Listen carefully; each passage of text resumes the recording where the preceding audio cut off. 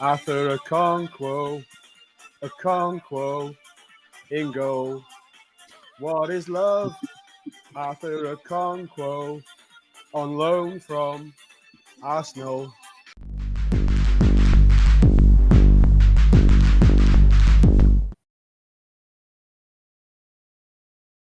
Afternoon and good evening, in the great words of Sean Driver there. Welcome, everyone, all the Wrexham horde here today. It's game day, waiting all week. Leyton Orient away. I got to tell you, I'm a little nervous. Unfortunately, you guys, until Sean finally wakes up, you've got me to start the game here. I see plenty of people in the chat room. Everyone seems fired up today. Don bringing the great energy right from go. Hey, WG, how you doing? Let me see. Someone asked in the chat. Let me see. Yeah, in case you're looking for it, if you have iFollow, you can find the game there. If you don't, Paramount Plus and CBS Sports. So you should be able to get it no problem. Let me see here. I'm going to bring up the lineup here. And let's talk about the lineup. I saw a few people in chat already bring it up. For me, I was pretty excited to see Jack Marriott back. I still think that that right now he's clicking. He's got it going, and Mullin isn't quite there yet. And I'd rather us get off on the right foot with Marriott. They can bring. We've got a Tuesday game. They can start Mullin on Tuesday. I really liked Marriott back in there. I like the rest of the lineup as it is. I don't think they should, be shuffling anyone else around. I was concerned that they were going to potentially swap out Barnett again, which I think is just so wrong. I mean, as great as Seb Brevin is, and as much as I'd like to see him in there, that doesn't seem the way to go.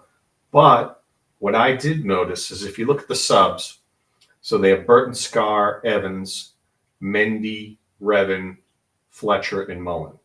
So to me, there's no, Evans is a defensive midfielder. So you have nobody coming in for Cannon or Lee, really, in that setup. Now, I know we've brought Revan in before to kind of play a little bit of a midfield, but maybe today is when we see, when it's time for subs, that maybe Cannon comes out or something, and we see McClean move to the midfield and Revan come out on the left wing. I'm thinking that could be a possibility today. I don't know. Let me know what you think in the chat.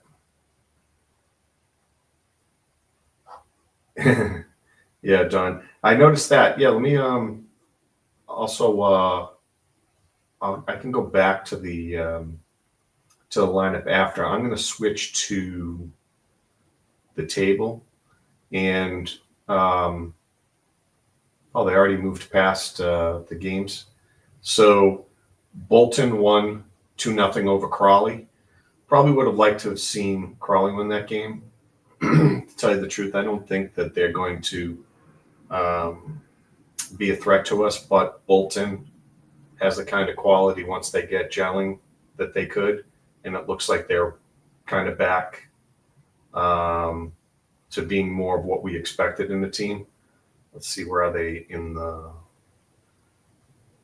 They've climbed up to 12th now.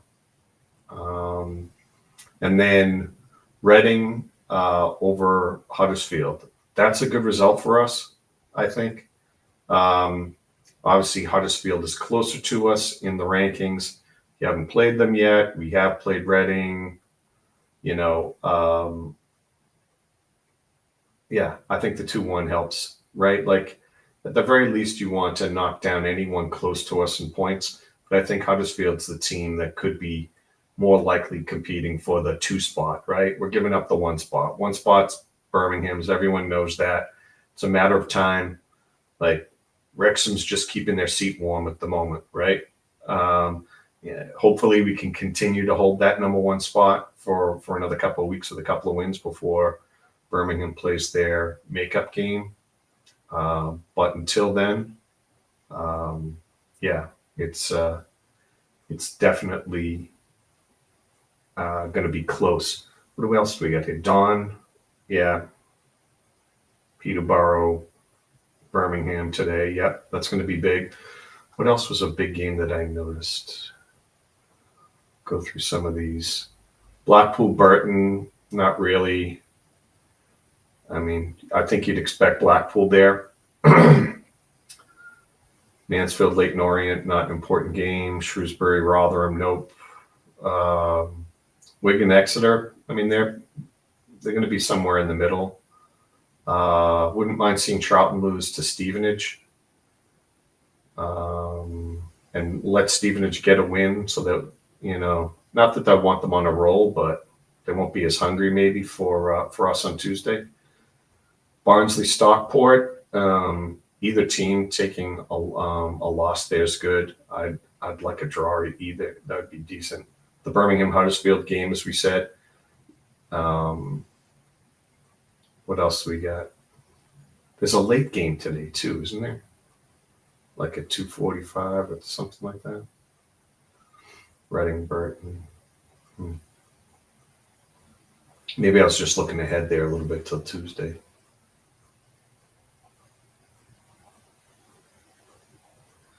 Good day, everyone. How you doing, Lake Lecco? I have to get my game set up because I was expecting Sean to be running the show and me getting to do things in the background. And that did not happen. So I'm trying to see if they have everything going yet on Paramount Plus.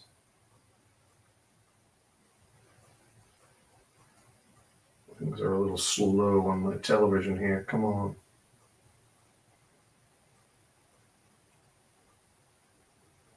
What's everyone's predictions? Let me see in the chat what everyone thinks is going on today. Mertland and I were just a little concerned here, right? Like, Leyton Orient doesn't have the record.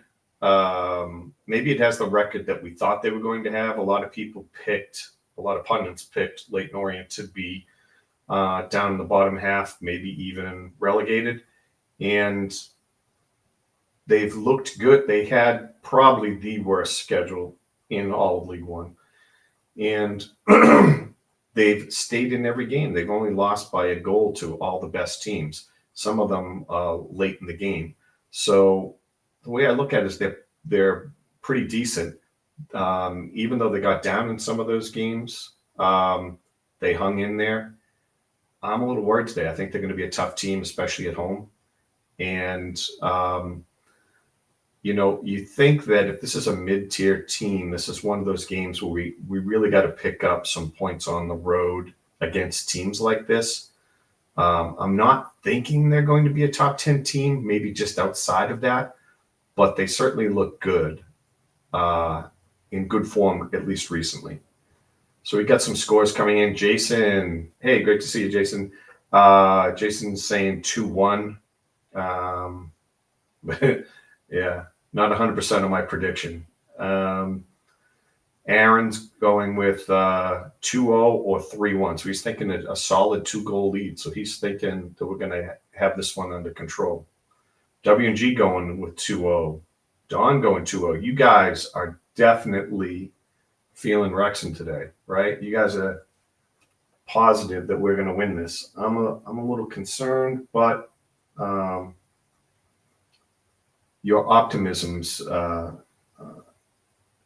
maybe it's going to sway me here. Mertland going 3-1 as well.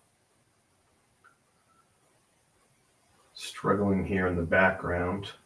Oh, Shannon throwing in a 3-0. Wow. I'm going to be the voice of reason. That's not good. Try to get this going. Let's see here. So I think Martlin's doing the EFL fantasy stuff. Hey, John, great to see you. And I don't expect to be doing well. I feel lucky to where I am. But before today's game started, in the EFL Fantasy League, I was 20th in Rob Ryan Red, and I was somewhere in the 50s for the Wrexham League. The Wrexham League has 4,000 something people. So being top 50, I think is pretty good. Top 20 in the Rob Ryan Red, they have 4 something to 500 guys. So that was pretty good. But today's a big day, and this week's pretty big. If you follow any of that stuff, it's a double game week. So the games for today and Tuesday all count together. So you needed to select your guys appropriately. Yeah, Michael's a little concerned. They'll play tough. Yeah, I don't think they're going to be a rollover either, Michael. Yeah, we definitely can win, Kim. And we probably have the better team, but when the team's at home, I don't know that there's going to be a big separation in quality between us and them. The momentum of being at home and they're playing pretty decently. I think it's going to be a game, right? And one bad bounce, and we could be looking at a deficit. I don't know that they're the kind of team that gets up one and sits on the ball, but either way, let me see here. Sorry, I'm a little distracted. I'm struggling with the Paramount.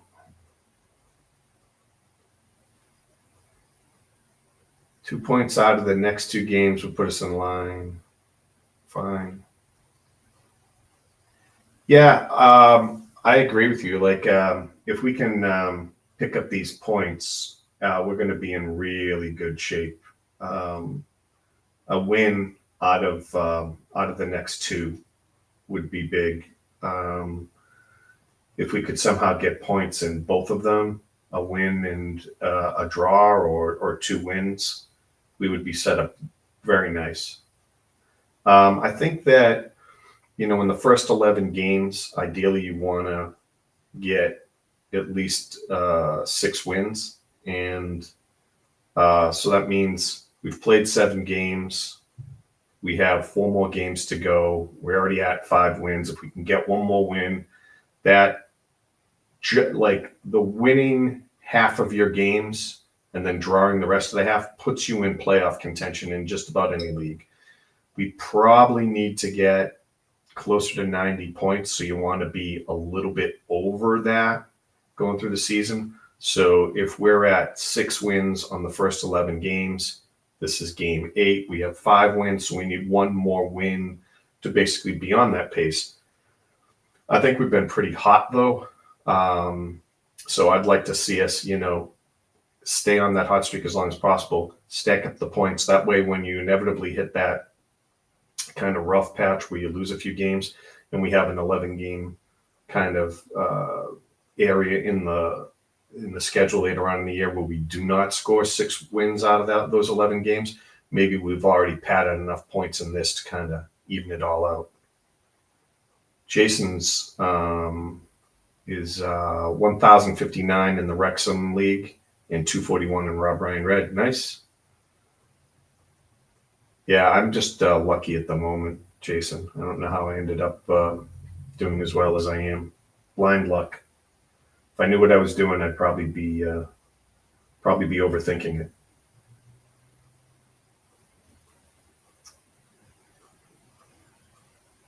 Yeah, I like the idea of Huddersfield losing. The longer that teams like Huddersfield, Charlton, and Bolton, stuff like that, as long as they don't get hot and we can get out to a little bit of a lead, I think that puts us in good stead.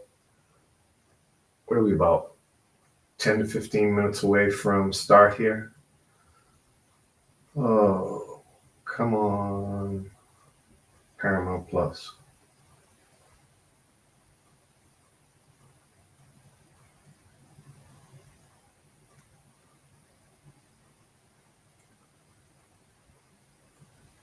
Let's see here.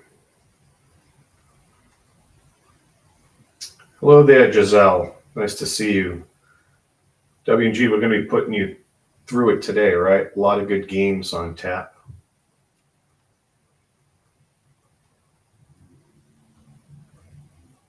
Okay. Well, Paramount Plus is in my controller are not playing well today. So I'm going to bring it up through iFollow. Give me a moment here. Get to hear the great Mark Griffiths in my ear then.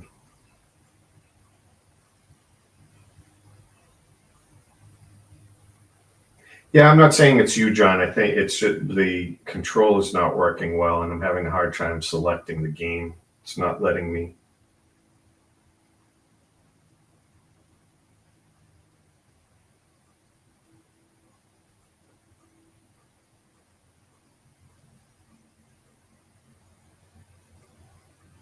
No issues on Paramount either. Yeah, I think Paramount's fine. You stupid user error. That's what we'll go with.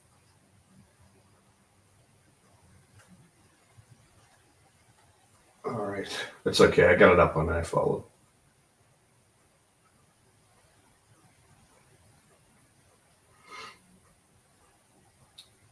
By the way, let's go back to the table for a minute and see what else we can see here.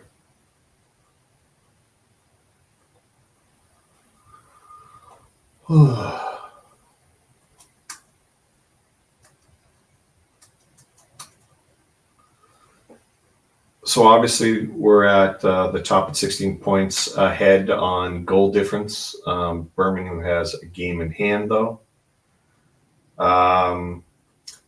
Barnsley is in third. They got a big game today as well against Stockport.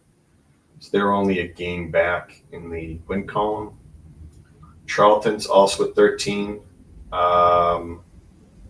They got Stevenage. It's at Stevenage, so I don't know. Maybe Stevenage can rise up there and get at least a draw. Huddersfield took the loss, which is great. They're at 12 points. Lincoln should do fine against Cambridge. They're at 11 points, so you get some room there, and then it starts to drop by. There's a bunch of guys at 11 points, and then 10. So obviously still early. Probably way too early to be calling up the table, but we're there, right? So it's hard not to. Hey, Des. Yeah, I know, John. I know. I gave up on cursing us with talking about this stuff a little too early. Let's see here. My mouse is doing this thing where it disappears on me. So you get to watch me struggle here for a few minutes.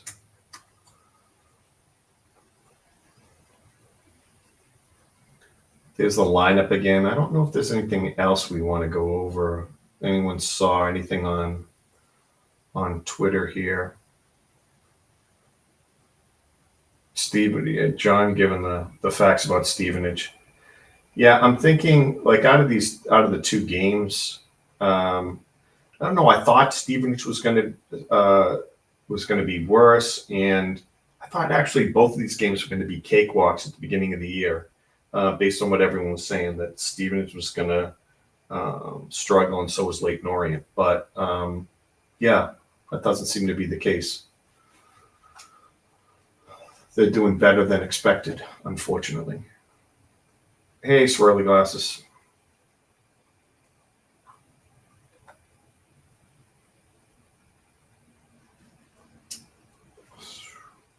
Let's see here. I'll let you guys see a little bit of this. There we go.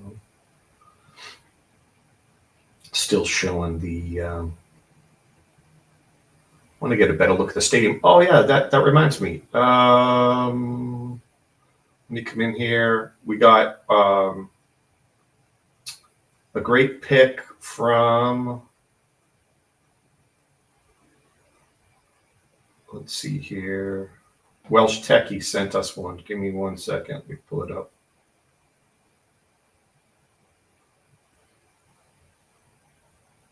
Oh, where's the Discord screen?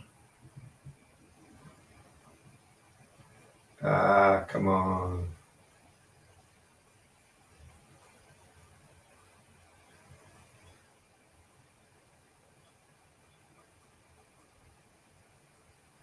Yes, Welsh Techie was nice enough to send us his pictures in. And yeah, let me see if I can make that a little bigger. That was awful.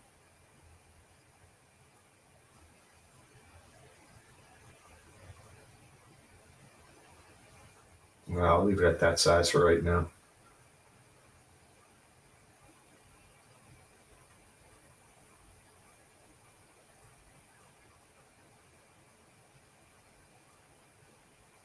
We got going on here. Let me see. I'm going to transition over to that shot for now. John looking for Scarr to get in today. Interesting. I would guess that a lot of the side will get a break on Tuesday. I know that there are some people really clamoring for Scarr to get in. I know guys like Matt from the Racecourse Ramble. I think he has a hard time hiding his bias. He doesn't seem to like Mr. O'Connell too much. And I know he definitely wants to see Scarr in the game. You'd think Scar's the better player, right? I mean, what we paid for him, where he was. But right now, I think that O'Connell, Cleworth, and O'Connor are just playing really well together. It's hard to break that up when they're doing so well. I think, communication and familiarity goes a long way.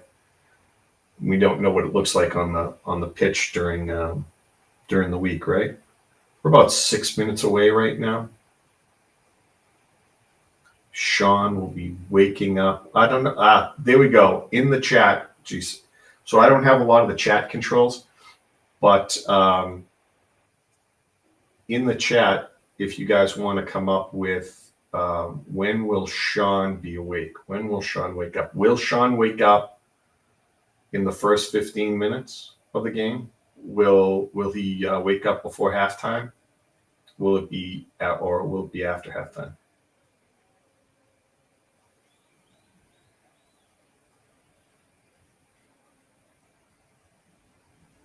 Let's see.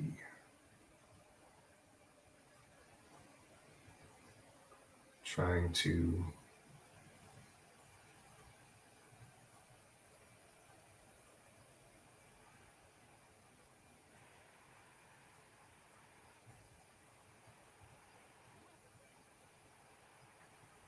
sometimes being the better player isn't as important as communication and familiarity. Yep. That's why I want them to stay with O'Connell right now. Scarr may be better, but okay. I'm seeing the game here. Let me see. Give myself a little.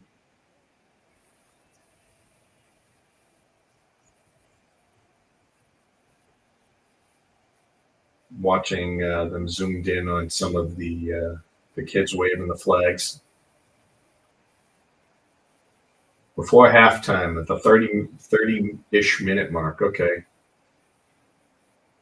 Well, just so you know, I was pestering him late last night because he hadn't put the link out and he has control over that. And I had a feeling he was going to sleep through today. So I kept nagging him to put the link out so that I could start this without him today. So I'm glad I hounded him a little bit last night because obviously he is sleeping.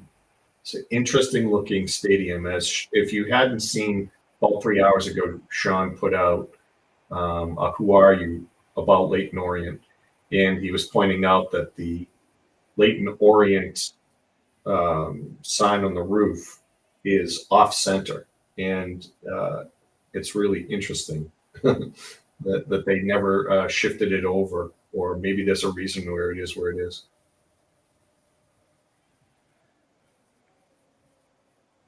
Yeah, I would have skipped doing the "Who Are You" inside 3 hours, and I think he would have been his time best spent sleeping, so that he was here and we could hear his lovely voice and commentary.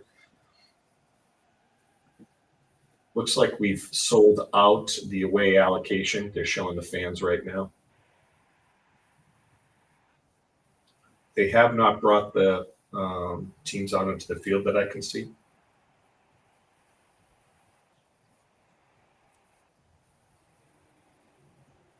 Oh, here they come now, just as I say it.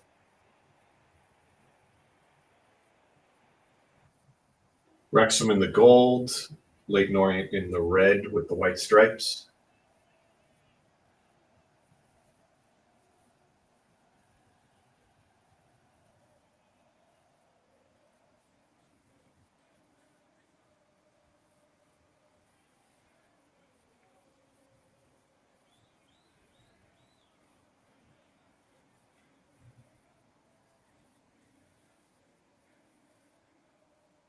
I have the game on iFollow. I'm trying to get it up on Paramount. I know Paramount's working, but mine's being a little dodgy. So I'm not sure. I'm trying to, if I get the Wrexham side working on Paramount, I'll flop over to that for you guys, since most of you are on that.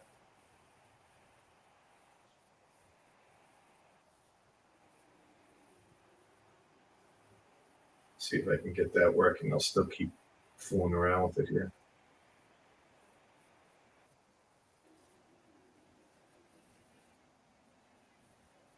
Hello, David. Hey, Gail. How are you?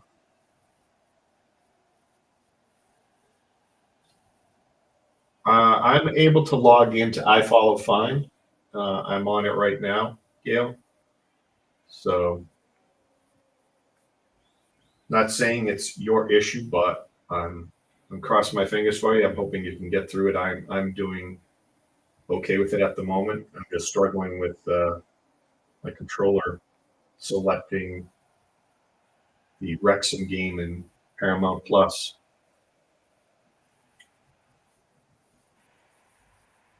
They're lined up.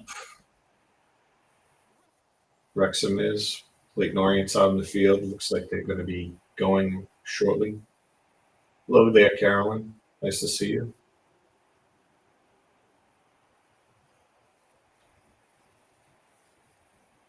Nice day. Shadows are quite interesting. Half the field in shadow. Coin flip.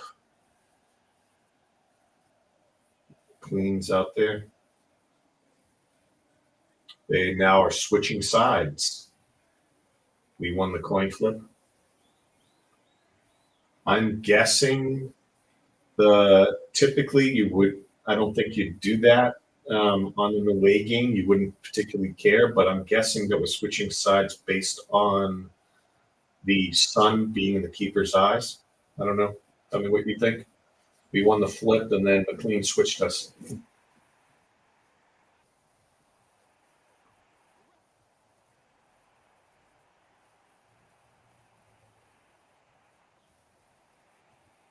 Flopping was a bad thing. Very nice, David. Yeah.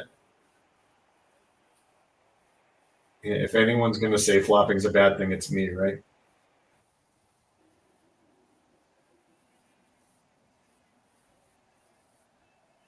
They are getting ready here.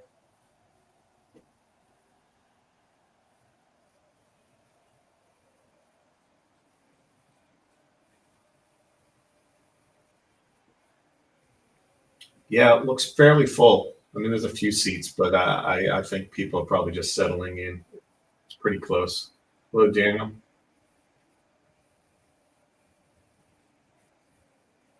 Leyton Orient starting with the ball, and we're underway. They knock it long down the left side. Ball's being headed around. Someone went down hard. Was that Cleworth? Looks like it. Connell knocks it out. Deep left. Looks like it's going to hold up. Leyton Orient with it.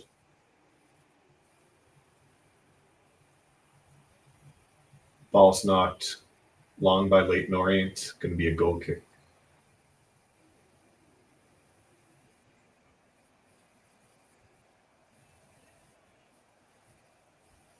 Yeah, Arthur with the ball.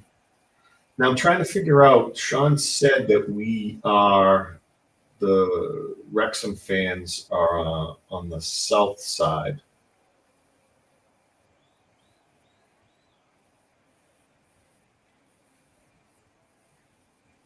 Ball's knocked ahead. Marriott fighting to get up there.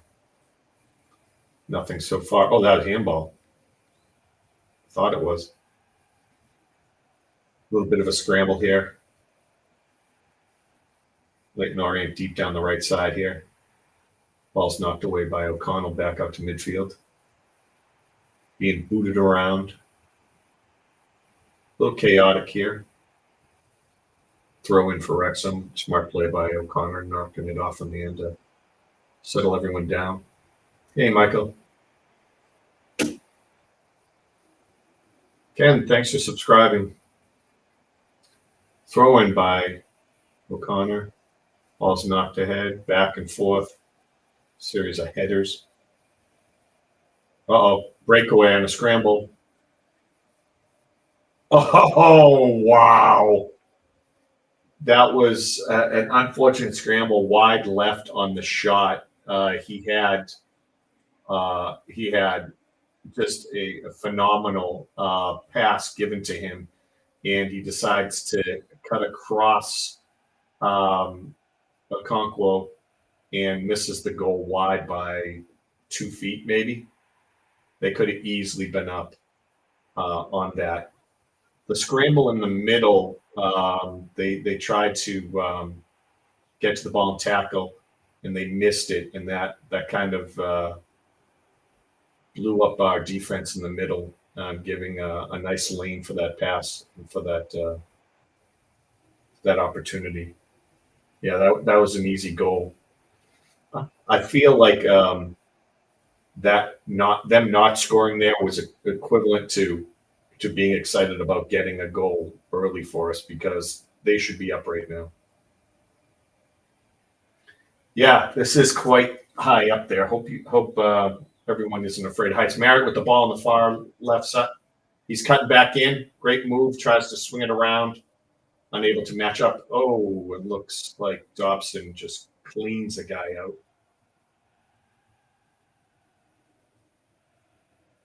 I'm cool with that. Peterborough, thanks, W&G, up early.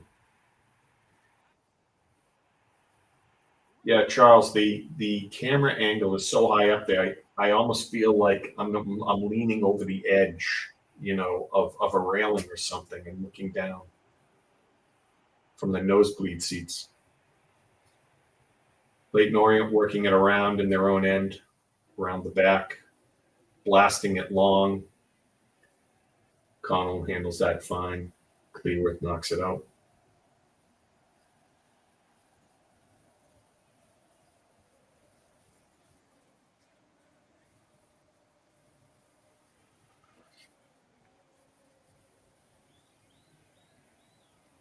Leyton Orient with the throw in on the left. 4 minutes in here.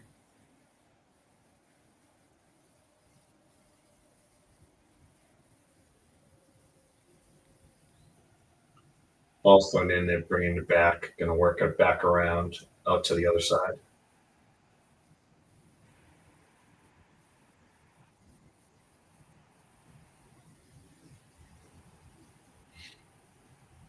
I know Kim's talking about Birmingham spotting other teams' goals early. They, when I've heard some of the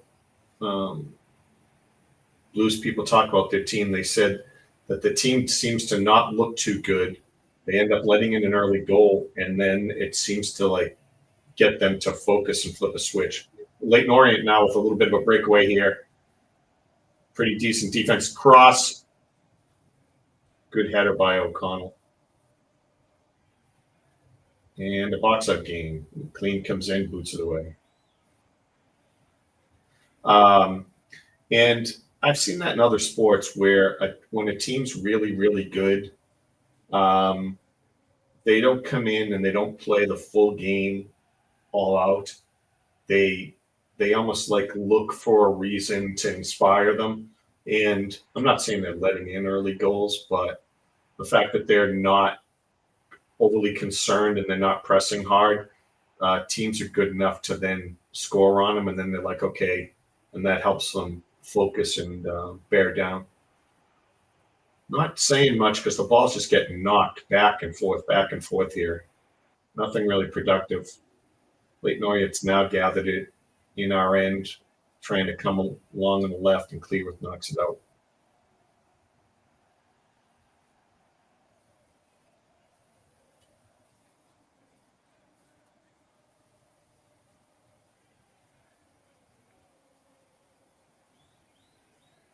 Ball's going to be a throw in here. Marriott getting back in the play. It's a little deep there. Ball goes down the left and out. Barnett was smart to let it go, not try to field it, so it's going to be a goal kick.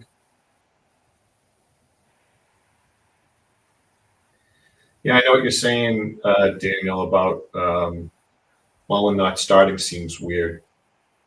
But when he's in, he looks like he's struggling. He looks frustrated the whole time he's out there, to me. Conquo with the long ball.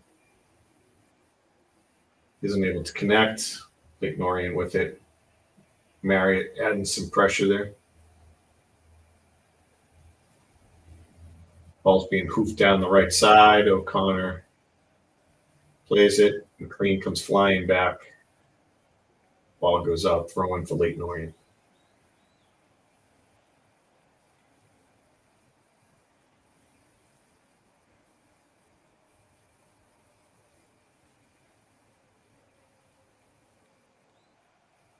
Throwing for Leyton Orient. McClean's coming out to pressure. It's a cross. It's knocked away. We could have done a better clearance there. Cannon. I don't know what that was. There's no one on him. Ball getting worked around by Leyton Orient. They have him in midfield. All the way back to the keeper.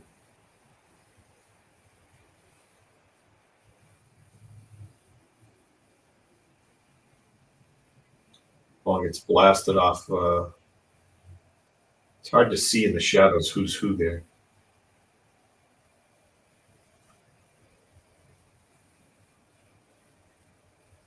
Yeah, Marriott's been huge, considering Mullin has not been on the top of his game. I'm still not happy that we didn't get here's a chip in on the far right. O'Connor heads it back to a dangerous spot in the middle. I don't know what that was about. Now ball gets knocked out. It's going to be a throw-in. Some suspect play in the back. I don't know what we're doing. We're not controlling the ball. I'm not saying we look panicked, but we look slightly flustered, in my opinion. We looked better. Look at that throw-in. You can't give him the ball there, that deep in the box. Ball's getting pinged around with headers. Finally, O'Connell to O'Connor, knocks it down the right, tries to get Marriott. Sorry for that. Hello, Gene. How are you? Yeah, Carolyn, I can hear the crowd in the background there.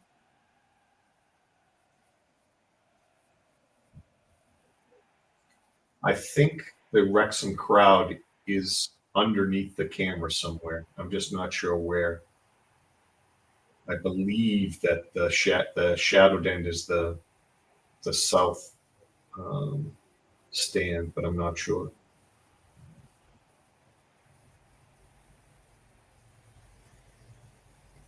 Good play by Cleworth and Barnett on the right.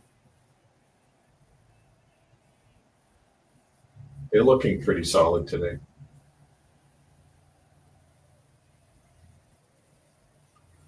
Strangely, I'm a little worried about the middle. They've been guys have been getting free in the middle. It's not that O'Connell seems to be playing bad, but it looks like we could use some more bodies back there. They seem to be putting numbers right down the middle. Cleworth with a good clearance. Not far enough, though. Here comes Lee. Kicks it out wide. He goes, gets the ball back. Oh. Yeah, a little bit of a flop probably there by Lee. Ball got a little away from him. He went down really easy.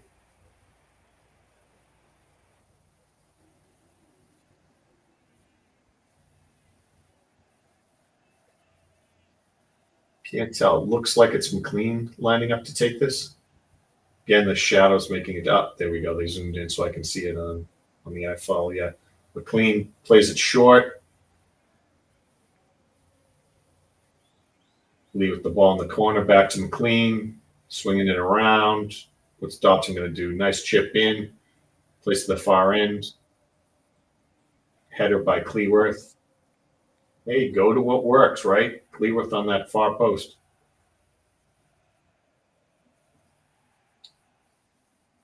I hope they don't counter-strike to. Oh, there's Palmer. That's who it was. Yes, Deandra. I said I would shave, so I did. Doesn't help my looks, but at least I'm clean shaven. Leyton Orient swinging it around on the right now.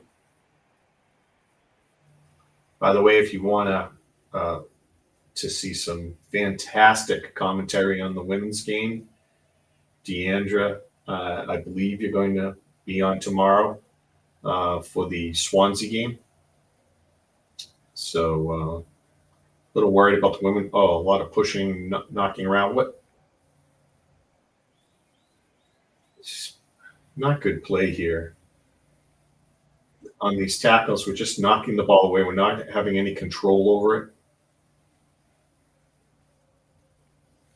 At least we're pressing at the moment. Good play by O'Connell. Yes, so Deandra's going to be there for the Wrexham women against Swansea. It will be at the Kairos tomorrow. I think it's noontime Eastern, I think. I am on social media. Ball's crossed in, gets knocked out. They're looking for Marriott to kind of chase that thing down. Just trying to put it out wide. Connor got fouled,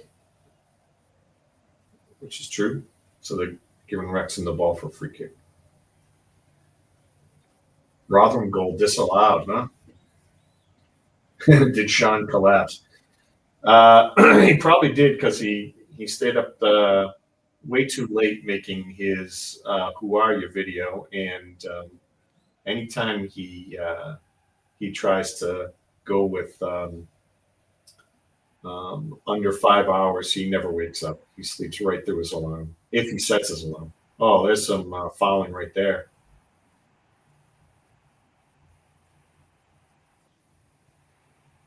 It can't keep up with it. We're not holding the ball long enough to talk about who's passing to who. Oh my goodness, that was late. Oh, and now he's fake. Come on. That's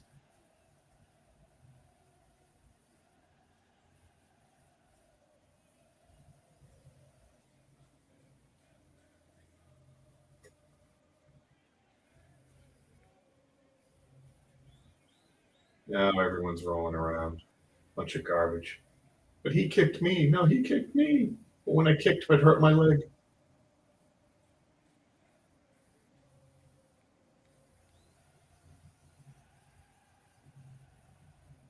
Wrexham with the ball swinging back around. O'Connor with it now. Chips it up to the middle. Clean knocks it ahead. Miscommunication with Marriott there. What are you doing? What's this slide tackle by Lee to pass it to the wrong team? Like, what was the purpose of that? That's the fourth time I've seen that used where we slide and scoop the ball away from one Leyton Orient player to actually pass it to a Leyton Orient player in a better position. Palmer coming back. Blast by Leyton Orient. Not really worried about that. Wasn't the best shot. Wasn't on target, but even if it had been, we had that whole part of the goal covered.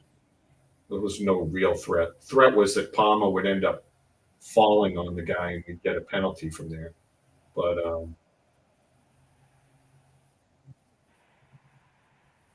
W&G with another score. Bristol Rovers over Wickham. Here, numbers again for Leyton Orient. They try to cross. Very good defense by McClean.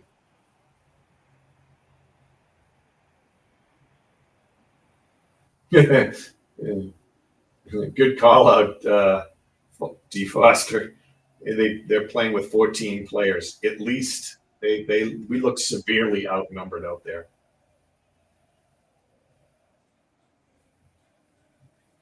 Yeah, Giselle, I'm going to look again when we see the overhead view. I don't know if how small the pitch is. It looks like it does look like it's probably smaller. I also wonder how much this camera being so far back and so high up there, how much that's impacting our perspective. Corner kick here for Leyton Orient. Outswinger.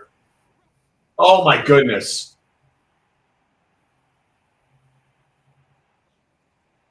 Holy crap.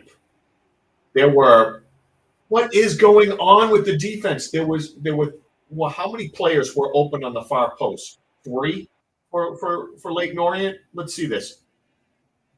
Okay, and he blasts the ball. He has the whole net left side of the net. Instead, he blasts it at Okonkwo, who's standing in the center of the net and down low, blasts it right off him, and then falls into the net. Awful shot. Then he gets swung around to the right, and another player has an awesome shot, and he just absolutely blows it. We have no business. We should be down at least 2-0, if not more. Look absolutely horrible. And here comes Leyton Orient again with a break. O'Connor steps up, absolutely cleaned him out. He had to do it. Yeah, he's going to get a card here. They're talking to him.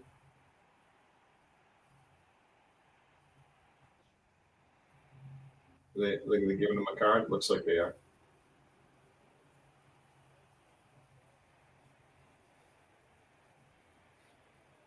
Fair. Yeah, yellow card. That's fair enough. And it's not a bad one to take. He got it before they got into the box and got a penalty and before they played advantage.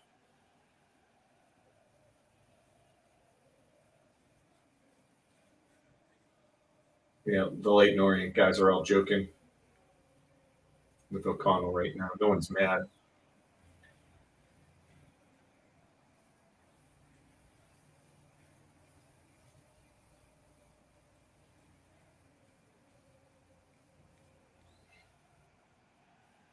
You think he's going to go for goal? Looks like it. Yeah, tried to sneak one by on the far side. Wasn't a bad thought there, but he must not have seen any tape on Arthur Okonkwo. Arthur can be anywhere near the middle, and he can cover both posts fine.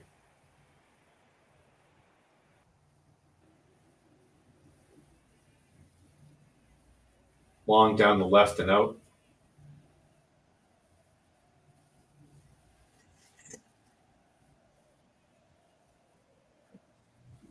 Leyton Orient with the throw in. Trying to get my son's attention. Lincoln, can you grab me a Mountain Dew, please?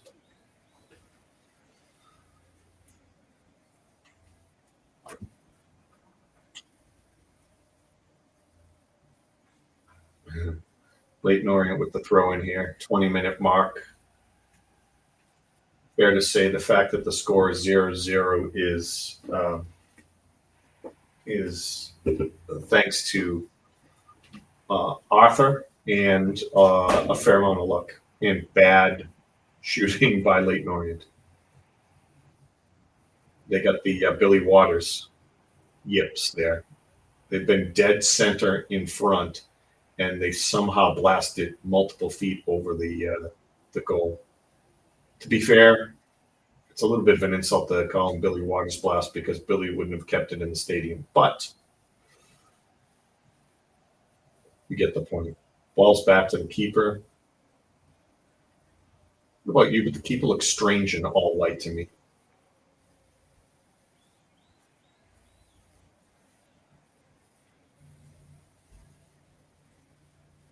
Yeah, giving Arthur props, John.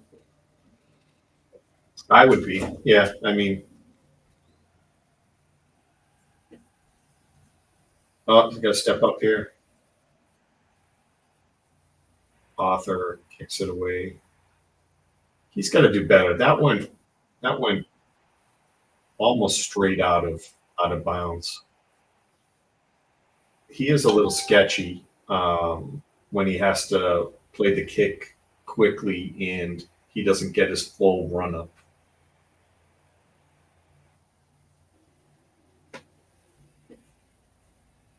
What are you doing, O'Connor?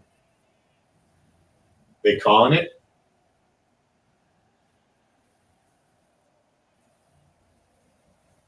Oh, jeez.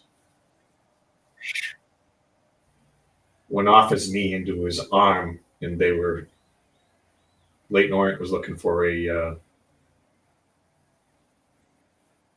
handball there in the box. That would have been not good. Here's a throw in by Leyton Orient.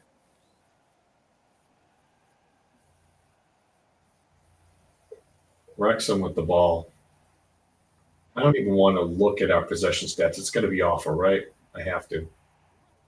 Let's look at this game.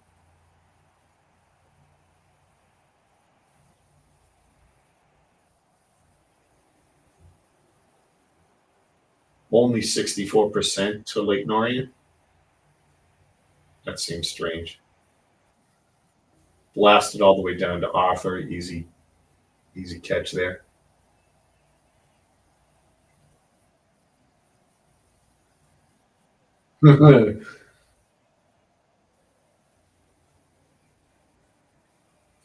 Sorry, I was reading comments I know for some reason there Elon Musk has graciously gifted I follow a camera on the satellite circling the Earth. Apparently, that's where we're watching this from. This is not a great camera angle.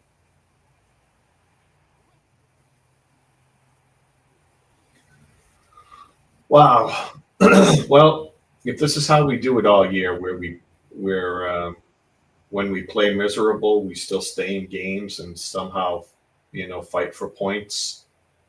If we're able to come out with a draw or a victory here, after playing as bad as we're playing in these first 24 minutes, 25 minutes, it might be just one of those seasons where things kind of break our way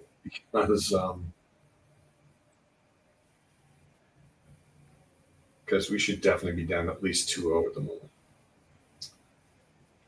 Where's the other guy? The better guy?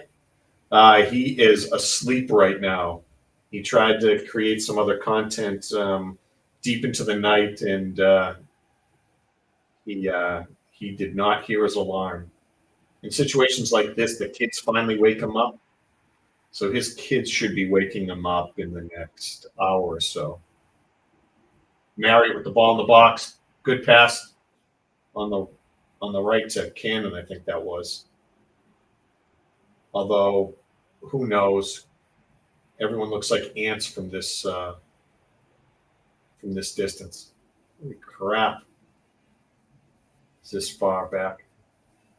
Nice blast ahead down the right side. Barney's going to get there in time. He does. Nice checkup. Nice cross. Nobody there. It was to Palmer. Palmer had at least 2 guys, maybe 3 on him. Lincoln up 1-0 on Cambridge. Thanks, WG. The announcer's annoying. Is it that me? I'm the announcer that's annoying?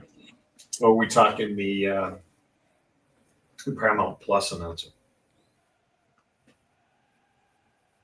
Because I could understand if it was me. Leyton Orient on the left side. That was a pretty decent chance, the only chance that we had. Cross wasn't bad from Barney. There was really nothing to hit on Palmer. He was absolutely blanketed. The best hope would have been if it had gone long. We had McClean breaking in from the far left. Wow. Camera work was weird. Didn't see that, but the ball ended up in a dodgy place back with Okonkwo. Oh, awful job by Cannon. First touch is way too hard, ends up knocking it out. He's not been looking great, particularly today.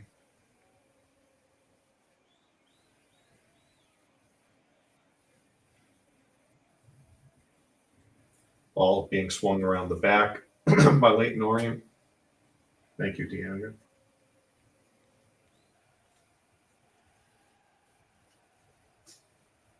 Trying to come up the right side now. Leyton Orient taking their time.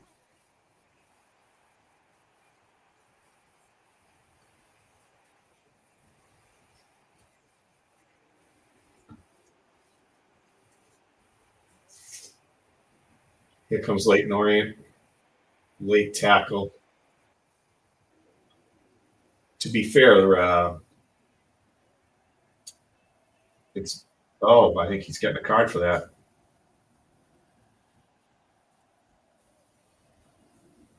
Looked a little something like this. There we go. Yeah.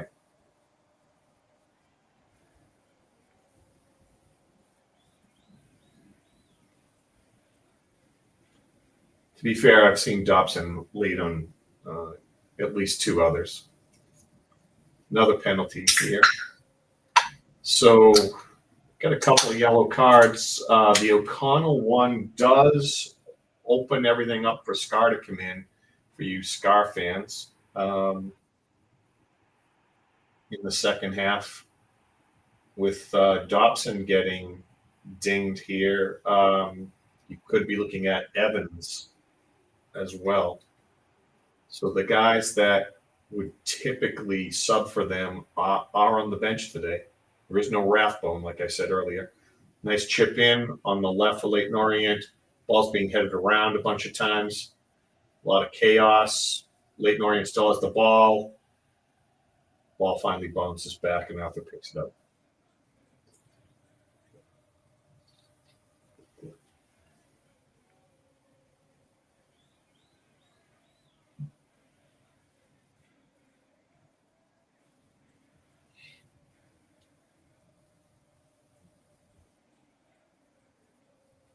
Yeah, Arthur's just holding the ball.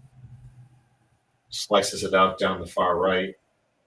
Not really able to connect with anyone. McClean tries to head it. Cannon jumps in and passes it to Leyton Orient. Oh. Balls, they tried to get a lead out for Leyton Orient, and it wasn't a bad attempt. It was pretty close. Ball ended up going all the way back to Arthur. Dobson with the ball, Blatt puts it up to Lee. Lee knocks it back. Cleawood gets it to Barnett. Barnett tries to cut back across the middle. Loses his guy. Great play. Switches with Cannon, who now Blatt. What was that? I don't know what the hell Cannon was doing there. There's no way he's scoring a goal from there. I don't know if he missed crossing it, but he just blasted it into the stands. Relatively close to the goal, but way too high. That was horrible if that's what he was, if he was shooting at the goal.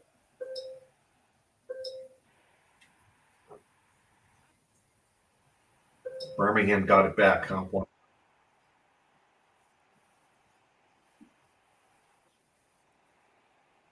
He's trying to, he's trying to pass the ball to someone on the International Space Station, apparently. And I hear the man. Let's just see. Sean Driver. Someone had it at the 30-minute mark. Who was it? Was it Kim? Somebody called out and said that that's when we get you, because I would have done a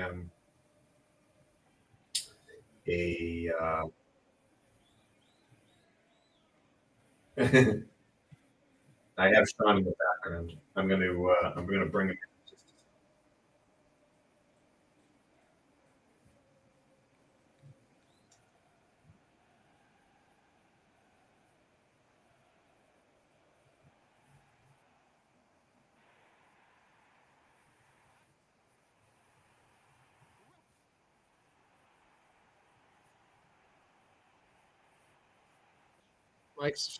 Thank you, Brandon, by the way, and Deandra last week. I am a big sack of uselessness. Barnett over on the right-hand side, into the box. Opportunity right across the face, a goal, and nobody's able to get up there and grab it. Not happy, Barnett.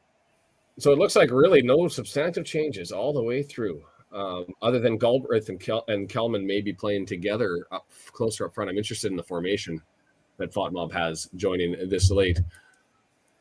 How are you? Yeah, I have some groveling to do. 32 minutes and 5 seconds is where I'm at. Going to get ramped up in a hurry here as James has it on the left-hand side, and I'm going to have to bring up the chat, and I can start to interplay with that.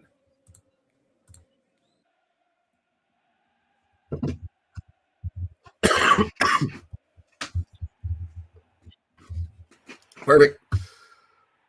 Oh, yeah, I'm going to look forward to the chat as I go through this one. So,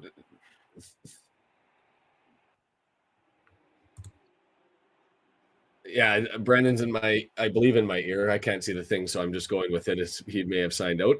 But if you're on, that's cool too. But it sounds like we have been playing awful. Just take it. I was just looking at the stats. We've got, other than the yellow cards that I heard you referencing in the background as I was signing on.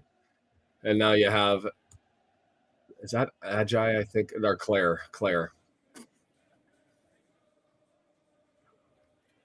Hey, Carolyn, how are you? I miss him just for Leyton. That's the only thing that's there. So a water break for everybody that gets to talk about just. I mean, I haven't had a week like that with pneumonia in the household and 3 consecutive nights working until 12:30 in the morning. In a long time, and I tried to get some stuff out. I have sweet talked my beautiful, amazing wife to remember to bring me coffee at some point in time, and I'm hoping that that's forthcoming. And I don't know the score updates around the league. I don't like looking at the scoreboard until it's been a thing. It hasn't been a problem unless I start looking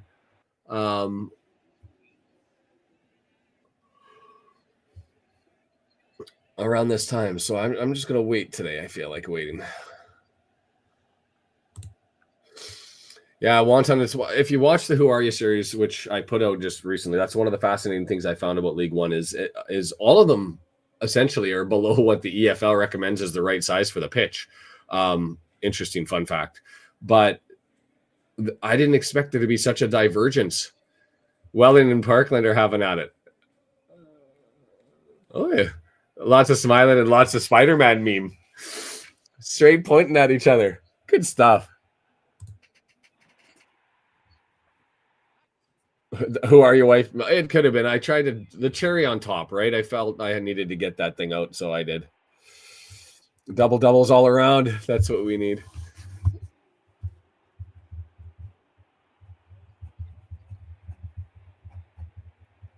I'm going to put that as a potential comment because I like that one, but I don't know if the if others who don't know Canadian coffee stuff will get it. Double doubles meaning two in Canada, 2 coffees or 2 sugars, 2 milk. 35 minutes, 12 seconds here. Looking to get back in. Throw in for Leyton over on the left-hand side. I'm assuming that's Curry running up, gets tripped up on his own. Referee Gill appropriately leaves it alone, and it ends up with Beckles over on the left-hand side. So it does look like 3 in the back. So maybe did they change their formation to a 3-4-3?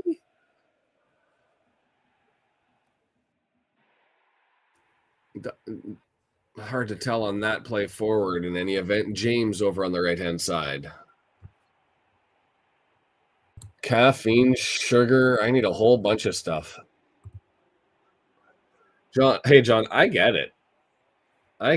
You buy a house, a kid gets pneumonia, a bug goes through, and I've got stuff all over the place as far as work obligations and things.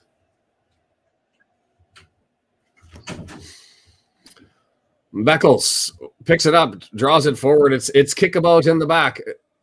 There's the crowd trying to pull them in. Well, I could go back to sleep for a little bit and wake up and probably just watch the center back still kicking around in the back here. I mean, Beckles did get it forward here. That's a ball that slid over.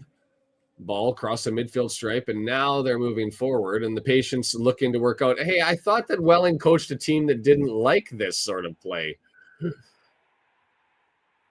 At least not in 2019 when he made the comment. 2019, 2021. Beckles all the way around. Good little interplay, and they get around Lee, who was a little bit late getting around Beckles, able to work it forward into the area, into the box, still with it. Dive, flop, meter all over my head. You could play that extra long for how bad that one was. Is push the ball away, and the player went, oh my God, let's fall to the ground. Claire with it. Still Leyton Orient with control. We're just... Well, the game I watched on Tuesday, Leyton and Stockport, a misplay over there by Curry right in front of the away stand, so he's going to hear it. How horrible are those jerseys? Has anybody talked about that? I don't know if Brendan did or not. Those things are nasty. Suspenders. It looks like suspenders. I could be playing dun, dun, dun, dun, dun, dun, dun, dun. If you're watching the game, you'd get it. Where does Brendan find these GIFs? I don't even know. And the fun part is I don't even know when they're going off. I have no idea. Dobson, finally, we got a touch. Do we maintain control? Nope. Just absolutely given away by TOC. And here they come really quick the other way. 18-yard box.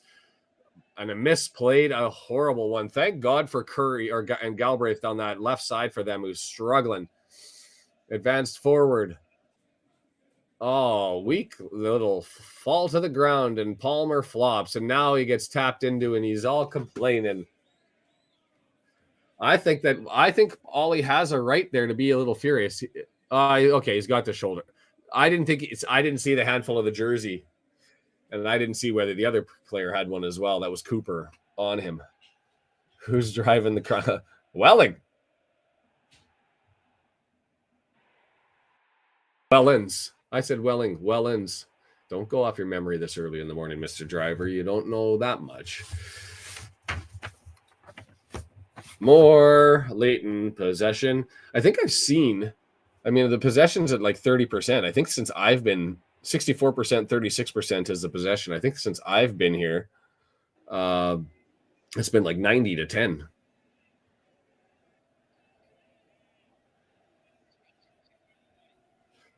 Man, these guys, I know that we were in defense the entire time, but there's been a lot of dives. But I guess you've got a referee in Gill who's been giving out cards like candy this year, so I guess you try to find one where you can find one. Catherine, how are you? Go Reds. And my apologies for being late to everyone who was here. Like buttons there. You can go ahead and smash that thing. Claire is down, unhappy. He was grabbing his right ankle, and now he's grabbing his left groin. It does look like it's a legit injury because he looks unimpressed and despondent. It was just a weird reaction. He was scratching his right ankle before they came over and checked his left leg.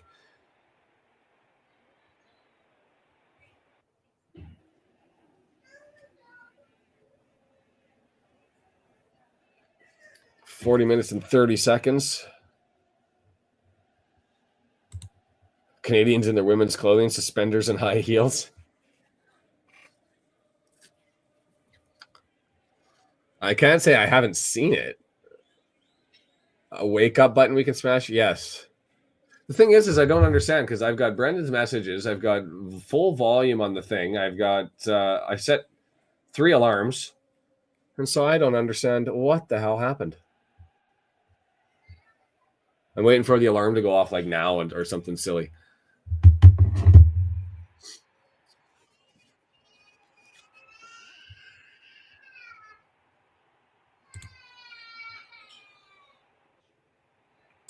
Somebody's going to have to give Catherine the help there with the Paramount. I know there's a search trick.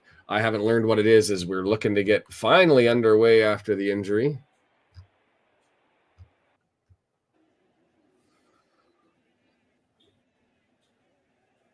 Thrown into the box on a Tozer-like long throw to the near post, easily cleared away, banging around, flipped up in the air. McClean on the left wing, off of his knee and pushed forward. Cannon all the way up there to chase that around, and it's cleared back to Hemming.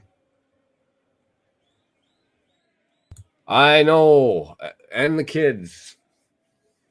When you're out, you're out.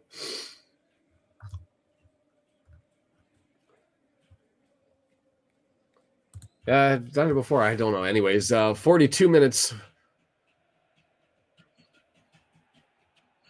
Over to the right-hand side. Donnelly with it, dancing around. Lee comes back, grabs it, and here it comes with McClean over to Cannon. We're going to be able to move this one forward. Well, Marriott should be fresh.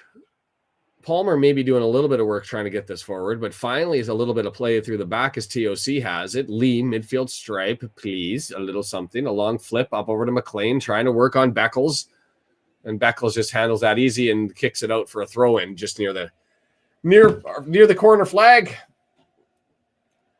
So far outclassed, and I've only seen 12 minutes.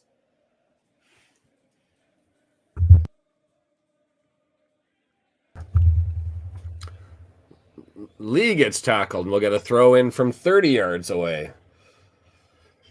And I haven't asked the question if somebody's looked it up, but why don't I have Mr. Griffiths into my earbuds? Too long for the trip? An audio issue? I don't know. EOC over to the right. We've got Cleworth. Long ball, searching for Palmer. Headed away. Does Cannon get there? No, it's going to be a throw. Can we do a thing right before half? You know what? To be fair, in the Peterborough game against Leyton Orient, it was Leyton who was winning, and Peterborough got like late goals in the first half. And maybe this is an opportunity if they deflate near the end of the half that we can maybe take one. Is a throw in right to Marriott, soft shout for a handball, and Leyton just gets it anyway. Couldn't tell whether it was, but even if we were cheating, it doesn't matter as Leyton just gets it. But now they've cleared it back to us. Elliot Lee, left side. Dancing, looking to move it forward. Stabbed away neatly by Ball, and here comes Leyton the other way.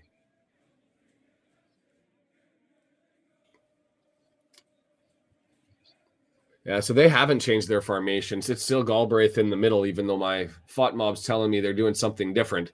They're not. Cooper. Ball. When I say different than last time. Nice little tackle by Dobson. We go the other way. Leave forward and hit the back of his heels and rolls towards the midfield stripe, and we get absolutely nothing for it. Yay us.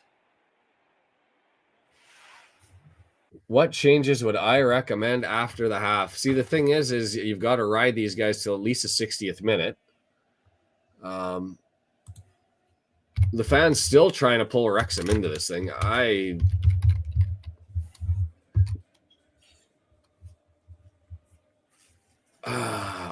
I don't even know if it's. I mean, this is a battle of formations, and the problem is when we played teams like, was it Peterborough that played a similar formation? We were able to gain control of the midfield and dominate, right? When we played Birmingham, we couldn't because they had too much speed coming forward, and our midfielders had to slide back. Here, this just seems like a difference in quality with possession with the ball and an inability to break them down defensively. That's a new one. Cleworth running around the corner, makes his way in, corner into the box, looking for Marriott, not going to get there. And we will sneak a corner. Give us something. I'm just going through. Is that our first corner? It is our first corner of the game, right near the end of the half.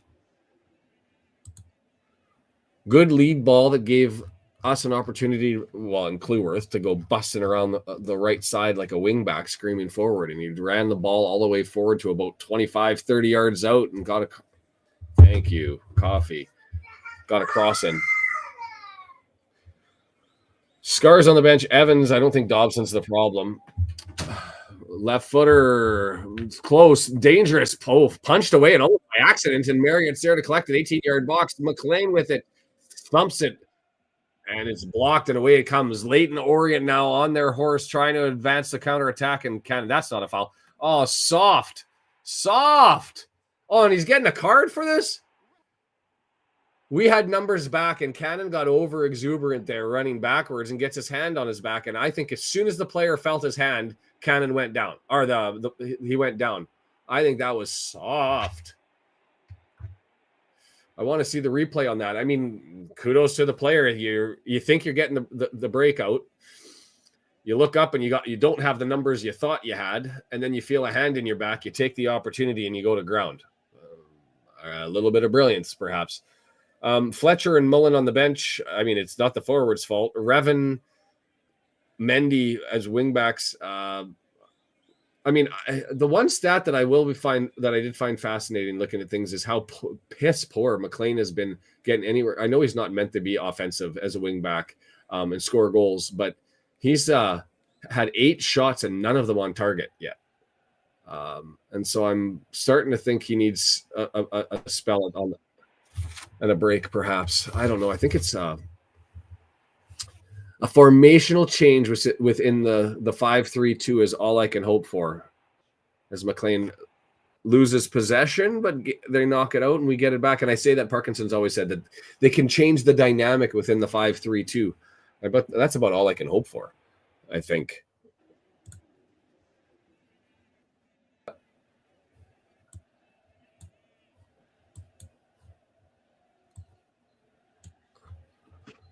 Halftime.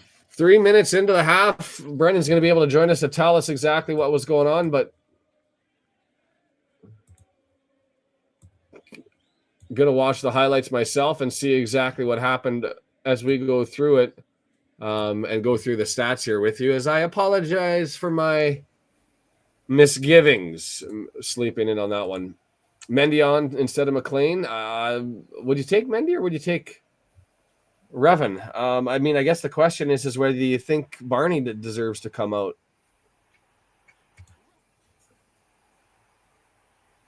For me, I think I think you take Cannon out. You move McClean inside. You bring on Revan to the outside. You probably think about getting Fletcher on there soon, and maybe even Scarr.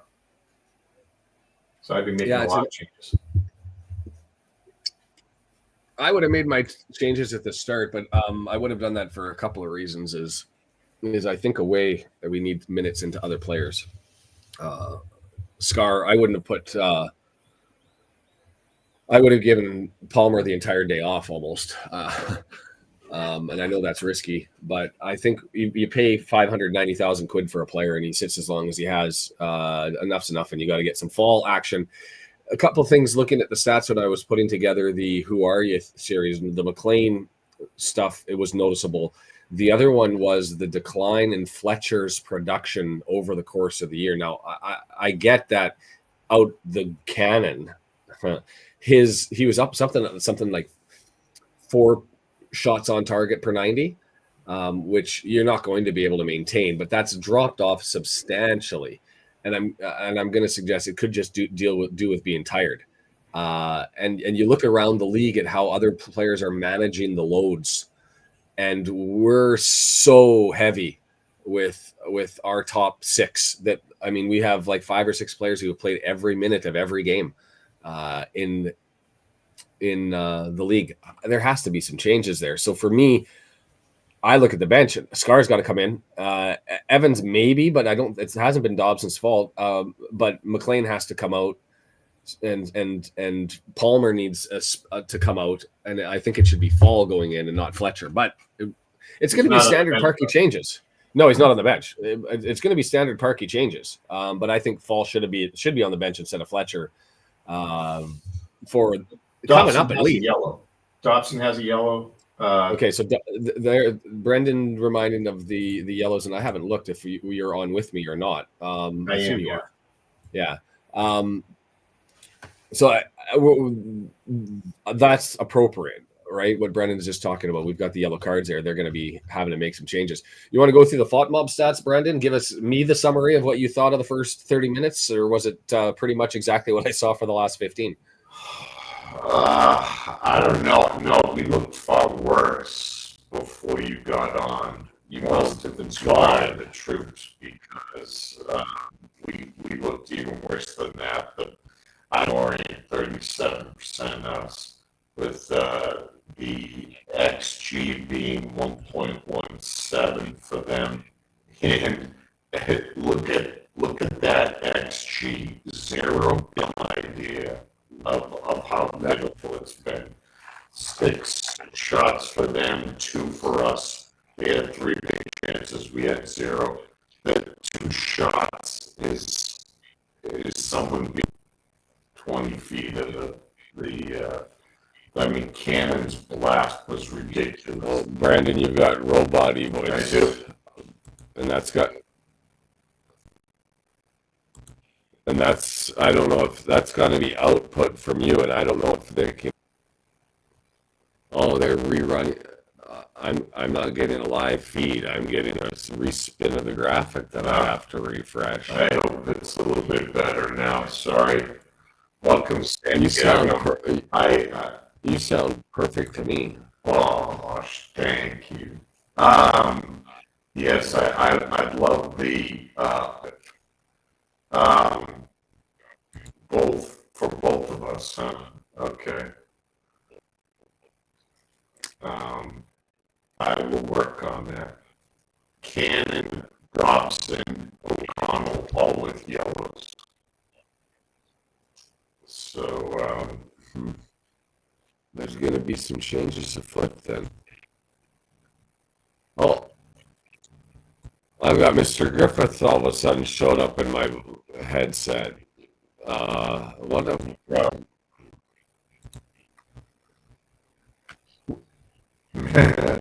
I sound like a robot too. What happened to and people still just figuring out they're having a. No, we can see the chat. I don't know if the link, by the way. Brendan, I don't know if you pulled the link and threw that one in, the chat link for YouTube, and had the chance to do that in the background. I did put it into Discord, so you can grab that. While we have the opportunity to have, and I don't know if Brendan did this, so let me do this, is all of our live streams that the Red Horde brought to you ad-free because of Ultimate Promotions. Ultipromo.com, ultimatepromotions.biz. They do your soft enamel, your hard enamel pins for sport trading, things like this one, although this isn't one that they did. This one from the London Reds that I got as I sport traded with them when they were here during the Vancouver game. We're back. Yay. So if you need badges, medals, pins, soft enamel, they give you the free artwork, the free shipping. Check them out. Ultipromo.com, ultimatepromotions.biz.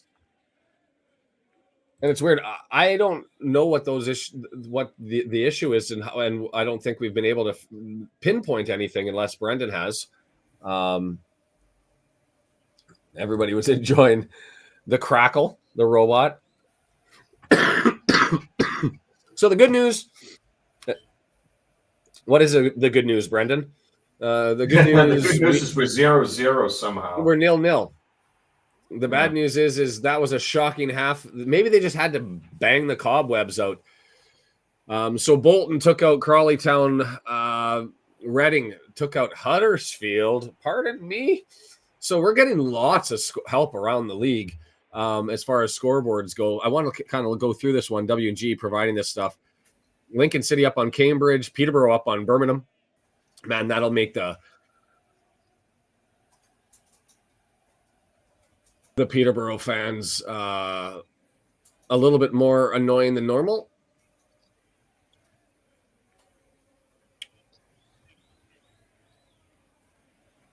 I love that we don't need no stinking badges. Badges? Everybody needs badges. No, I don't know. I don't know what people would use the badges for. I mean, I guess as awards or something, but the medals I understand. I think those are awesome. I kind of want to have one just to hang around my neck that just says like I live or something that is I'm here. Just make it all pretty for me. So happy that I got Mark Griffiths in my ear. For those of you that are on iFollow, let me know if you didn't have it for the first half because I don't know what happened here. I don't want to go to the table yet and see what they're doing and figuring out. Brendan, what do we talk about here? Do we talk about the stats? Is it worth even going through 2 total shots? You kind of already took them through. Pretty horrible. And John won't let us talk about the table yet. I'm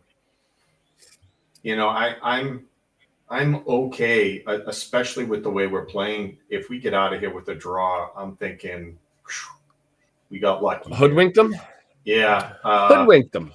I'll be all excited for a draw if that's what we get. If we could somehow get a victory out of this, that would be incredible. I haven't used the UK term, the English term, smash and grab, in a long time. I think it's a brilliant way to describe somebody who's stolen a win.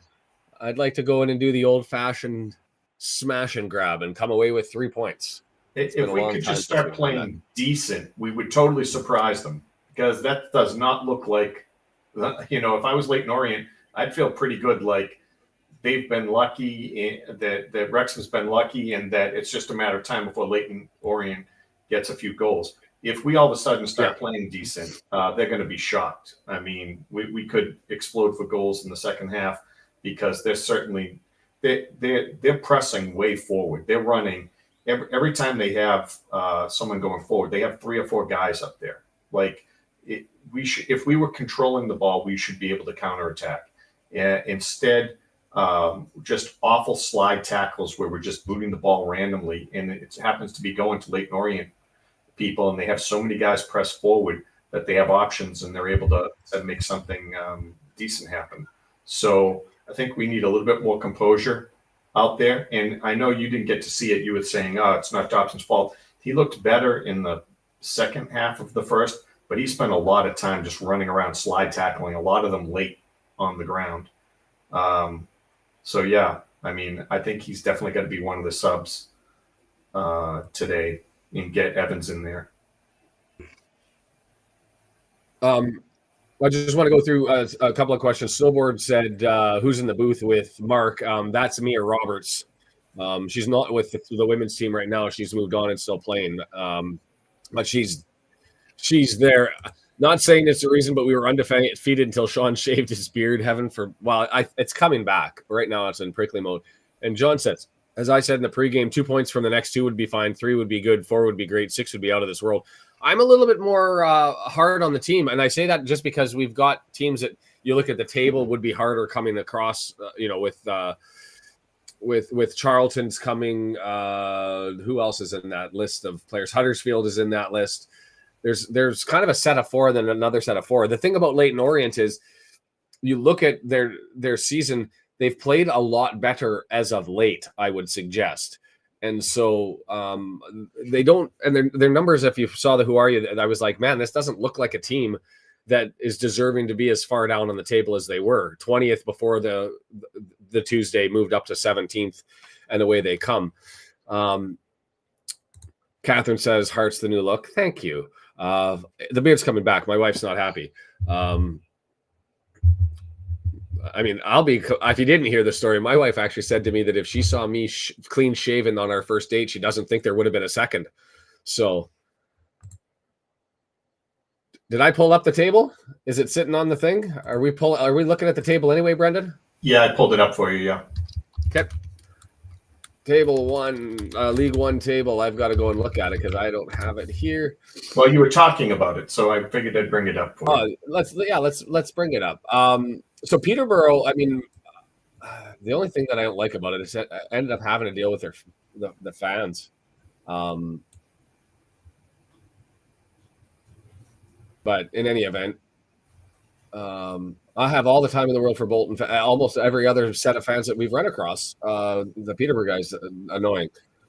Anyway, so with them leading over Brum, they're pulling forward. That's going to, as it sits, leaves us still in first place, but still with the game in hand to Brum. So getting help everywhere. Lincoln, with them being up on Cambridge U, who everybody seems to be beating up on Cambridge.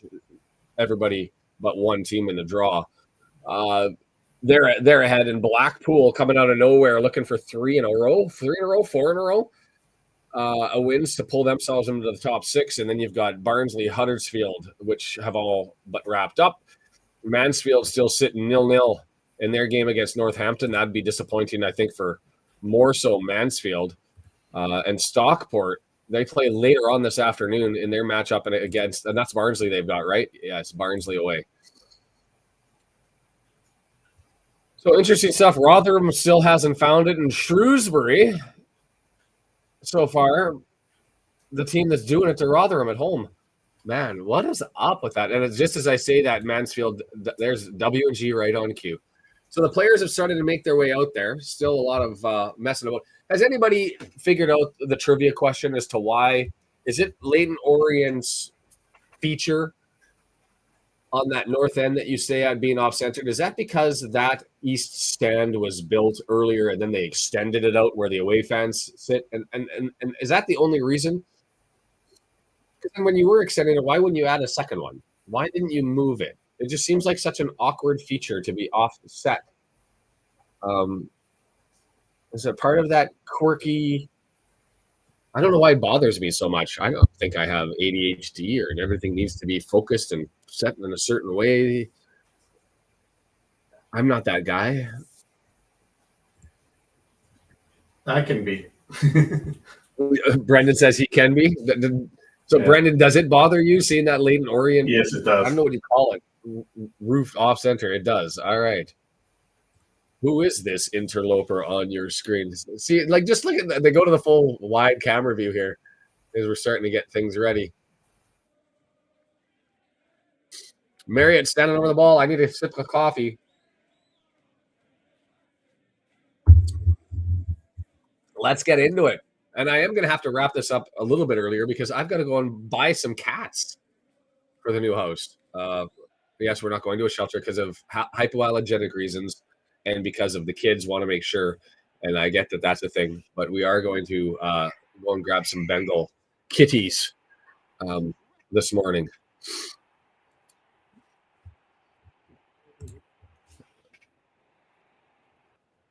Oh, yeah, don't send that message. Well, we're underway. Sorry, Brendan. I'll have to give you the time as to where we're at. The clock will be behind because I didn't advise as to where we're at. We're in their side of the half for the first 30 seconds, 10 seconds. No changes, and EOC clears it out, misheaded, and it's going to be thrown into the midfield stripe. Des, your 65th birthday today? Is that what? Happy birthday, man. I missed that. Stephen Reed, our birthday coming. Oh, man. Mr. Gill.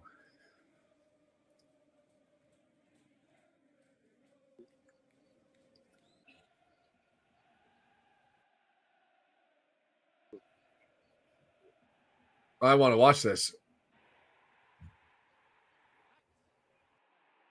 That one was...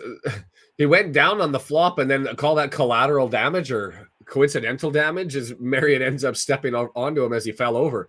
I don't know what tripped up his feet there, but Beckles goes down while he's pulling him, and Marriott ends up clacking into his heels, and we'll just get a free kick taken by the keeper. If there is something that is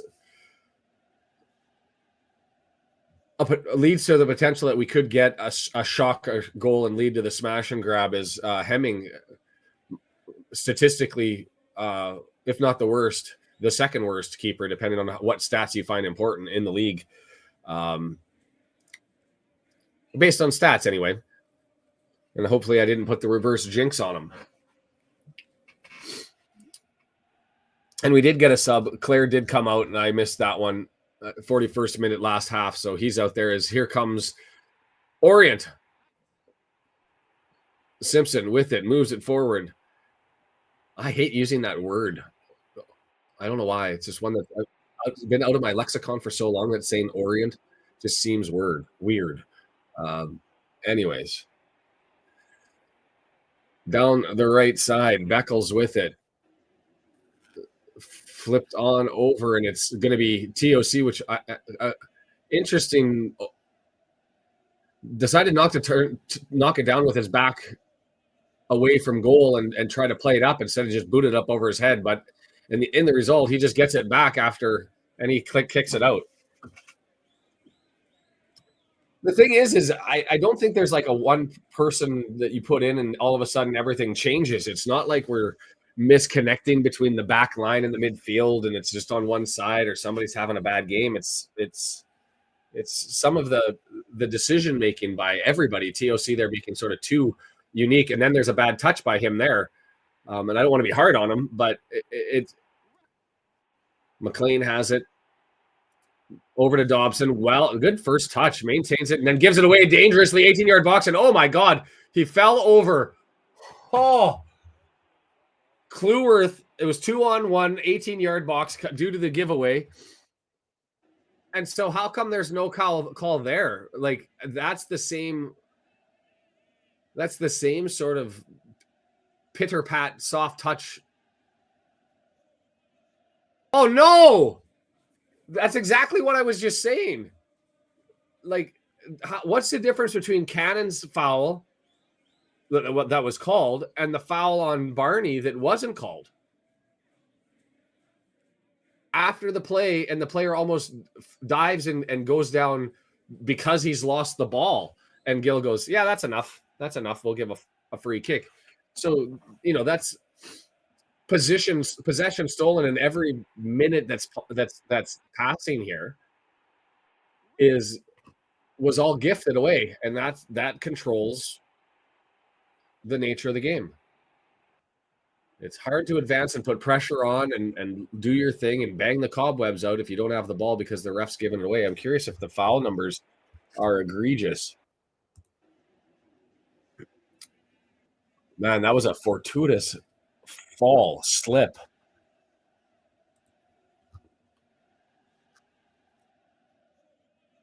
Where are the fouls here?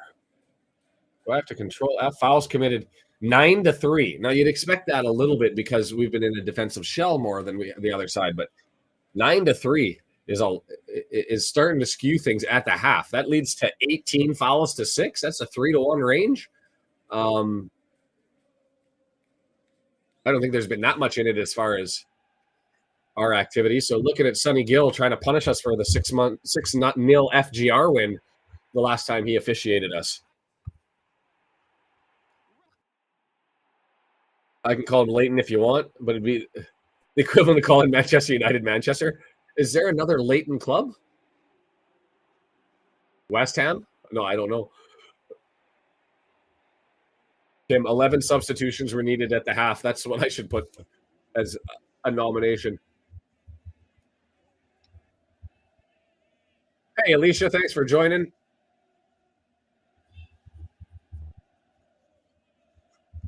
Beckles gets a yellow.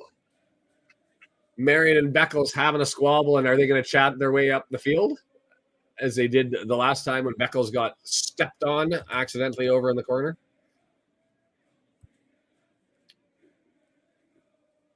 So 2-2 are we W and G? Yeah, that's an easy one for Gil to give.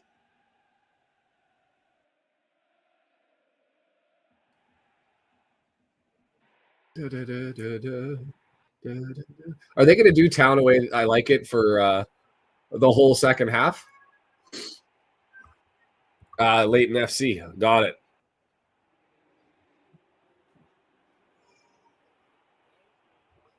TOC. Let's get a little excited here. Maybe if I pick up my voice, maybe the team will too. Into the 18-yard area, easily cleared away by Mickelson. But Marriott, loose ball, left footer. Oh, and Hemming has to make the save. And woo, that's what it needed. It needed me to get excited. I now have to talk like this for the rest of the match. I'm sorry for being annoying.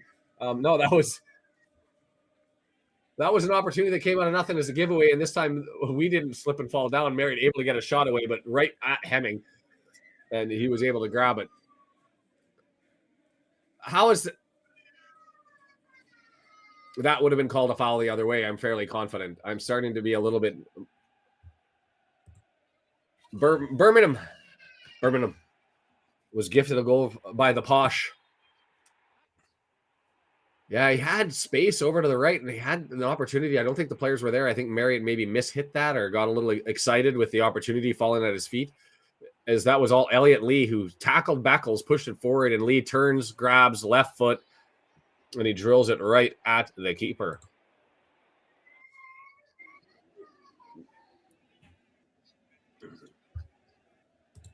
Leyton with it now, 35 yards out, and it's Brown sitting there, gets it over to the right-hand side, 18-yard box. It's fed right into the middle. Kelman headed away. Do we clear? No, it just gets out to the 25-yard area. Sort of a dangerous clear through the middle of the pitch, but we're fortunate it goes all the way back to the half, and here comes Beckles down the right-hand side. Has to get a push from Marriott. The two of them have been going at it the whole time.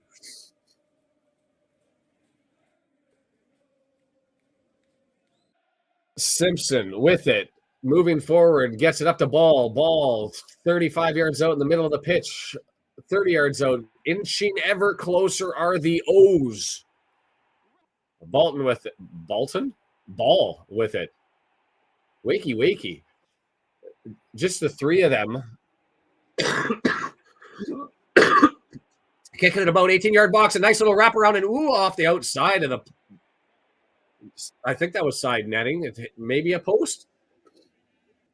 But it'll go for a goal kick as that was a nice little workaround. I was sick of seeing Ball and Kelman with the interplay back and forth and Galbraith. And it finally goes over to Kelman, who spins it to Galbraith and the right footer. And it was the support post behind the net. There you go.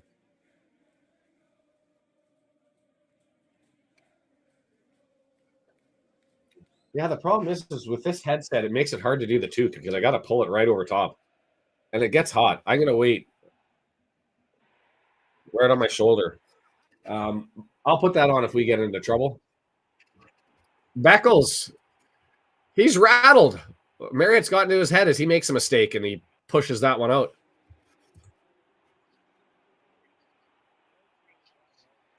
And we're going to get a throw in about 18 yards away, I'm assuming. Camera angle will go there as McClean runs over and picks it up. And the ref says, that's too close, sir. So I guessed 18. Evans for Dobson. That'll make me happy. And I'm not critical of Dobson. Oh, he's coming on for Cannon. Interesting. Cannon. So Cannon in on a yellow. So that. A little bit of faith on Dobson not to pick up the other yellow. Hamstring issue, Mark reminds of. He's also got tape all over the finger. And so I thought that this might have been a starting combination for our away roster, if you were to have one. If you thought you were going to be into low-scoring games that you were able to squeak away, you get Dobson out there for his aggressiveness, Evans for his positional play and his steady-as sort of mentality. Hi, Vinyl. How are you? Buy a house, shave a beard, almost have your wife divorce you. That's who I am. I get the take, and I love Mullin as much as everybody, but I don't think that this is a Marriott forward issue. We've had one shot. Somebody just went down. Cooper.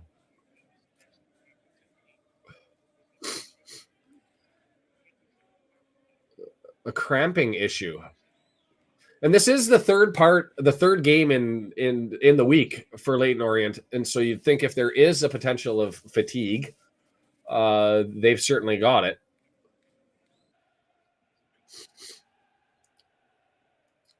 But everybody's going to go and load up on water. So I like the idea of being able to have Dobson and Evans on the pitch. I don't know if the dynamic of the three midfielders rotates a little bit to have Evans and Dobson back, or whether you trust Evans to try and give you a bit of an offensive spark. I thought that it would always be Rathbone there, especially during the home games. But I did like the idea of Evans getting some more minutes out there. He's played in these higher echelons before, and I think prior to the injury, I had George Evans in the consideration for player of the season last year. So I'm excited. And Vinyl, my kids weren't phased at all. Eventually, and we're talking 15 minutes later, my little one just came up and said, "Dad, put Beard on now." And I have said, "I can't do that." And he got mad at me. Brendan's suggesting some time wasting. Maybe that is the situation. I would think that if you're out playing a team and you're 0-0, you'd want to push forward. But I think this is probably just legitimate. They've got some fatigue issues. As Cooper looks like he is struggling still.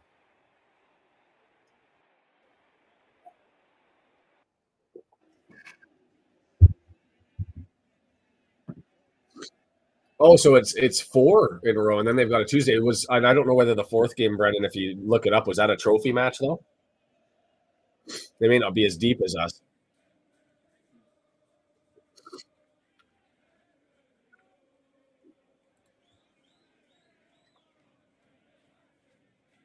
Aaron, did they just bring in Ajay as their center back? He was their left winger. He played basically where Curry was in the last game that I saw. So that's fascinating. But no, didn't lose a bet, Sci-Fi. And Aaron, sorry, just to give him the credit, I want to see that. And this would be a wonderful game to bring that in, is put Mullin and Marriott on together. So the ball given back after the injury, and Hemmings got it, and we're going to go underway here. The young keeper. Yeah, no need for them to waste time. I don't think that would be the case. And I did not lose a bet. I was eating ice cream after buying a house to celebrate with that. We don't drink now that we've got kids. We have ice cream to celebrate. And I hate ice cream in my beard. And I was getting tired of it. And I turned into a whiny baby. I turned into Jody Jones. And I cried. And I got relief from the official, my wife. Palmer in the air. We're battling for it. And Beckles clearance hits Dobson. It's going to go all the way. No. How did the player goes down, ball goes down, and Marriott says, or the referee says, Marriott grabbed his shirt? I didn't see that having any influence on the play. If anything, I viewed it as a brace for a player who was already down. I'd like to see the replay on that. Or did they call that offside? I don't think they called that offside. They're talking offside in the headset. I didn't see that either. I assumed that it was a... Mark says definitely pulled him. I want the replay. I didn't see a pull. Innocuous garbage being called all over the place. Well, and to be fair, looking at the referee statistics so far this year, that's Okonkwo with the box out to let that one go over outside the 18-yard box. Brave, Mr. Okonkwo. Brave. But if anybody actually saw the Who Are You, as I've talked about the stats, Gill lead near the top of the league, both in yellow cards, red cards, and fouls given. So I went, okay, we've got an involved referee, which usually isn't good for us. As here they come, Orient with it up into Ajay, who's playing forward. It's into the 18-yard box, and it's cleared away by McClean, who just thumps it out of the way. And Marriott with a bad first touch and gives it away. Curry turning around 25 yards, and here comes Simpson, who's all the way forward. Jordan Brown back to him. Curry with it wide on the left-hand side, and they're going to draw it all the way back to Beckles, who's swapped sides. He's moved over to the left, and I assume that's because he's a little bit better now that Cooper's come off with his left and his right. But the thing is, somebody had to have slid back over on that right side because Ajay's moved forward. Ogonkwo easily collects there. I'm with you, Tom. It has been some rough touches there. Can we get a goatee? It'll come in sort of naturally because I'm a little bit white on the sides. We're 0-0 away. Have a look. And if it turns into magic, then you know you've got magic. Palmer flicked it on towards Marriott, but it's cleared away, and there goes by Cleworth to intercept it, and he thought he lost it. They lost it. We get it back up to Cleworth, who's out of position, but able to play it on to Evans, who's going to get the switch on over to Lee, left-hand side. That's going to be McClean. Everybody standing at the midfield stripe. Do we get overlap by TOC to advance the ball forward? He's got McClean to his left. He's got Lee behind him. McClean, 18-yard box. Here comes a cross. Come on. Left-footed cross into the box. It's in the area, and it's dangerous. Ooh. Touched and headed away. Ajay, nice little turn as he turned EOC.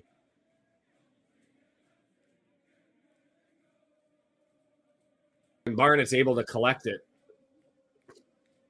That looked like it hit a hand. How did that not be a hand? It couldn't have hit anything else. Awkward. 18-yard box. Inadvertent handball by Leyton Orient outside the 18-yard box. Missed.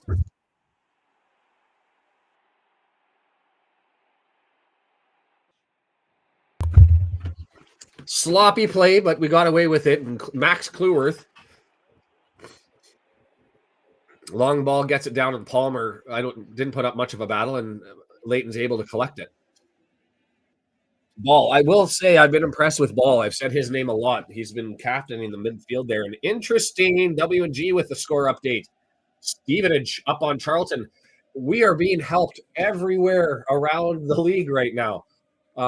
What we would really, really, really love is a smash and grab.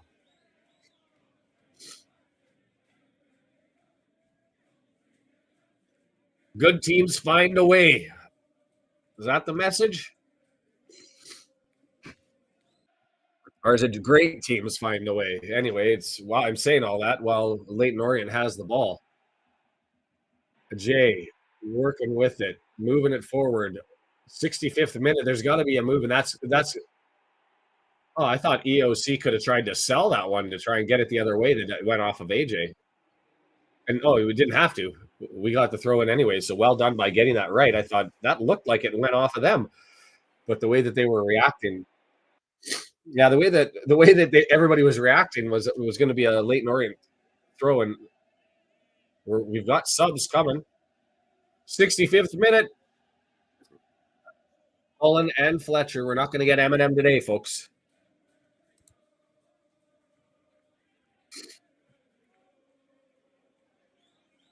No criticism of Jack.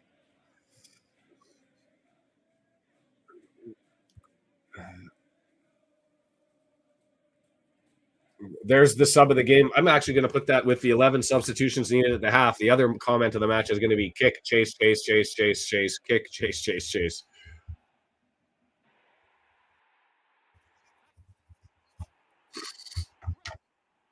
Like, that's a jersey grab. What the hell? Like, I don't get that at all because he's been calling the jersey grabs for the whole – and whether he's playing advantage, I don't know.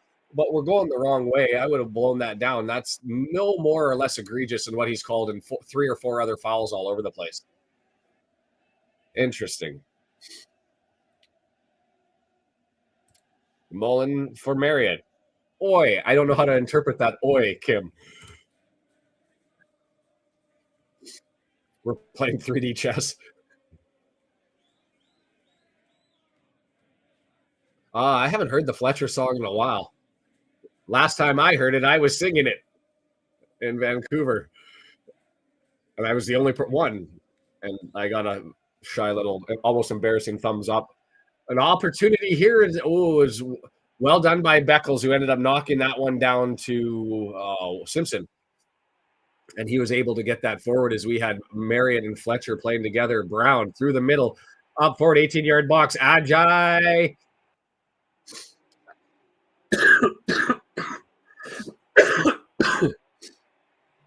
Ajay looked horrible in the game against Peterborough. So I love the fact that he 18-yard box right on the edge. Over to Callum, moves forward. Wrexham all back defensively. There's tons of people in the box, and Max Kluwer falls to him, and he clips it out, and he relieves a little bit of pressure, but Fletcher not able to get it, and here we are, 20-yard box and into the area, and it's wide, and it just lets it go. Kelman, yikes. That wasn't touched. I know Kelman's trying to get a corner out of that one, but there was nothing in it. Nice suspenders, by the way.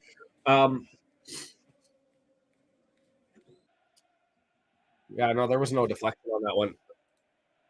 Wrexham, and that's the sad thing, right? Wrexham aren't playing great in the second half, but still a big improvement. I mean, you go and look at the stats while we're at it.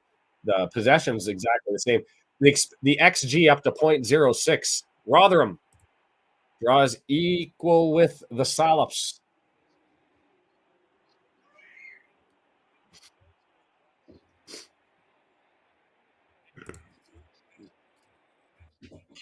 George Evans running it all the way forward, gets up to the midfield stripe, and then that is a gorgeous pass.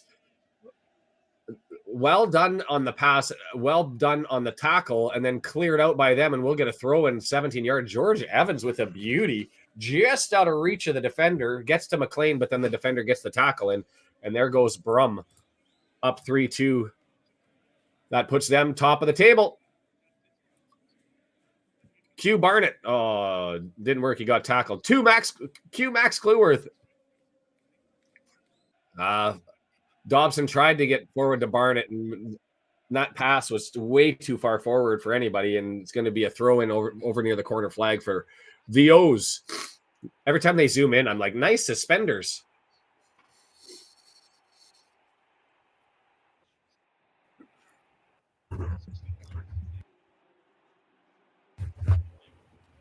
I believe Fought Mob does that. Yeah, they do. We're actually had Jay goes out, whistle blows. I don't think the officials heard that. Ajay, which I finished my thought earlier, him during the Peterborough match was horrible in the final third. He had lots of pace, ran around the field like a mad dog. He was busy. He was everywhere. But he was not able to connect on everything and looked atrocious every time he had the ball on his feet within the 18-yard box or anywhere close it. Did Max get nominated for the Ballon d'Or? Split stats. So 3 shots for them. We've got the only shot on target for the half. Possession, we're a little bit worse this half than last. Fouls are 3-1. So running consistent.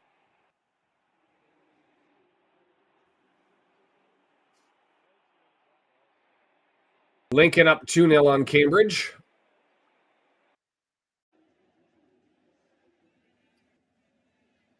Battle through the middle of the pitch, and the substitute, Lee, able to grab it, gets it up to Fletcher, advance over to McClean. Nice. Left-hand side, Mullin setting up forward. McClean looking for him behind. Mullin, 18-yard box. He beat him, and then he got pulled down. I don't think that was a penalty. I think that was Mullin doing the flop. Had the opportunity, mistouched to the one side, and then there was some contact, and he decided to go down instead of trying to get to the ball. I'd like to see that one again, please. People who control it. Blackpool goes up. Thank you so much, W&G, for joining and continuing to do the score updates. And yes, Barnsley Stockport to follow this one. I won't be doing it. As we've got another entry into the box, and it's cleared out as things have picked up a little bit. Lee with the touch. A little bit of maintained possession. 71, Lee. Evans, Lee. He's got McClean behind him. He gets it back to Evans, and we're going to do the switch. Max is sliding forward. He's 35 yards out. Barnett, he's got it. 22 yards out. Dances his man over left-hand side to the middle. Finds Lee 20 yards out over to Barney. Barney flicks it out to TOC over to McClean. Lots of numbers in the box. We've worked everybody up. Get a cross in, please. There it is. Too close to goal. And they gave a corner. I thought that was off of his boots. But the angle that I had didn't have that one covered well. And so that went for a corner. Mullin trying to score goals on his arse. I thought it was going to be a penalty against Mullin. Here he is. I'm watching the replay. So as he was going through, I think he went down a little easy. In swinger close, and it's going to be too close.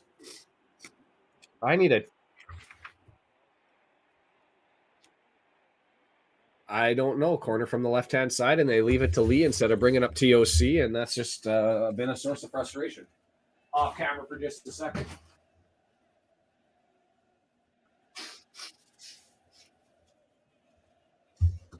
So they showed the replay of the Mullin potential penalty, and he beat his man and got it through, and then got a soft touch on with left leg on left leg, and well, it did clip into him. I think he could have stayed on his feet, but instead went down. No call for it. Oh, Fletcher let them play on, or the ref let him play on that tackle from Fletcher. Interesting. I was just anticipating. That was the first time where I thought, just the way that a player went down, I thought, well, that's going to be a foul and go the other way. But Fletcher was able to get there. No, Jody Jones still holds that, but Mullin is second. But I love the man, but it's hard to watch sometimes. Max with a bad touch there, but he's able to come and get it back, and he gets it forward to Fletcher. Dobson, the ricochet, helpful for us. Fletcher tries to touch it to Dobson. Oh, Beckles and Dobson got the tackle right, but the ricocheted out. And if that would have gone towards goal, that would have been in the back of the net, but it shoots over to the left-hand side and goes harmlessly wide. Brendan saying in my ears, it doesn't look like Dobson wants to score. Also, I don't know if he knows how to score, but there was the opportunity oh man, Beckles gets up there. It was blocked by Dobson, and it could have really gone anywhere with the force of it. And fortunate for Leyton Orient, unfortunate for us, it didn't go into the net.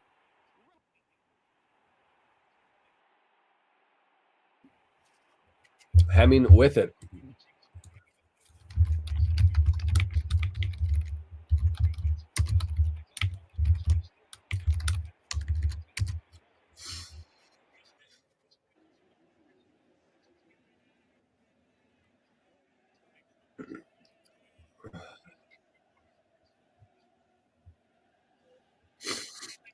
Oh, Mullin with it. Nice little tackle. Gets it over 18 yards. And we're going to get a corner off of that as he bangs it off as we've got a tie. Wickham coming. All of a sudden, Wrexham turning it on since Mullin and Fletcher have really been in.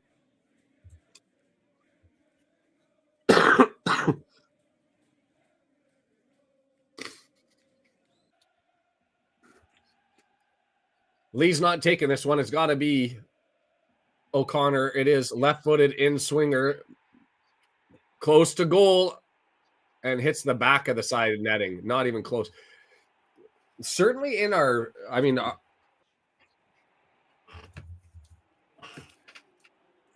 since what match was it where every opportunity seems to be really close to goal from our set pieces. Creating the scramble, hoping the keeper can't punch it out. And somebody cleaning up the garbage. Dobson hair gel weighing him down. Could be the problem.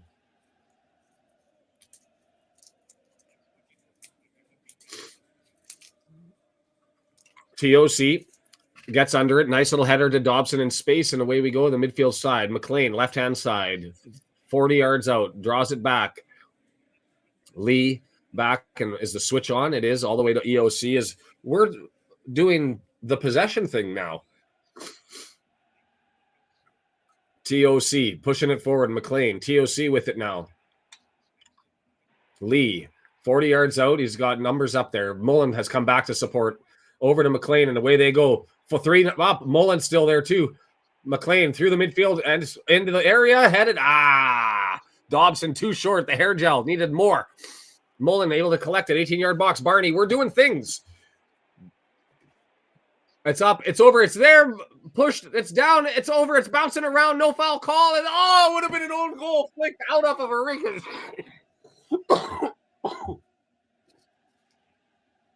That's got to be off of them. No? It looked like it was a Leyton Orient goal that snuck it up in there, and I thought I saw a red sock. How does that not go in? Mass scramble. I also thought there was a missed call on the push on the back on Beckles there.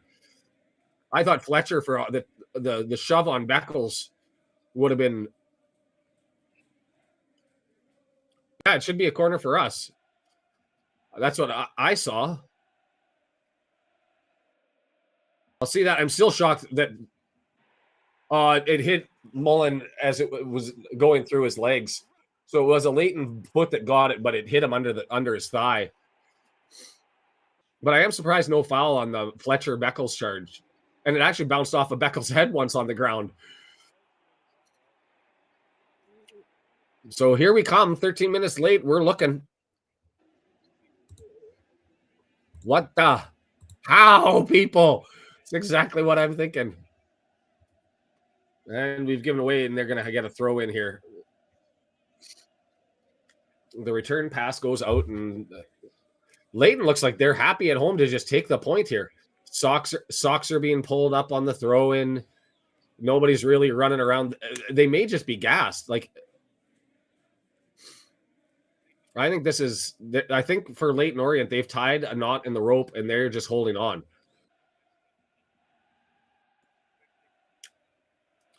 Cluworth with it. Nice little touch. Dobson to Barney. Barney beats him around. Well tackled and controlled. And beautiful tackle. Barney flips it. He would have had Mullin up overhead, and it just a little bit short. Leyton Orient's going to have, if that was another 2 foot further, it would have been Mullin straight in on goal as Agi for the first time. We haven't been saying a forward's name. BOC with it. Right footer all the way. Far post. TOC able to get it and clear that one away. Keeper save, Fletcher shot. Interesting. So John saw a replay that maybe I didn't see.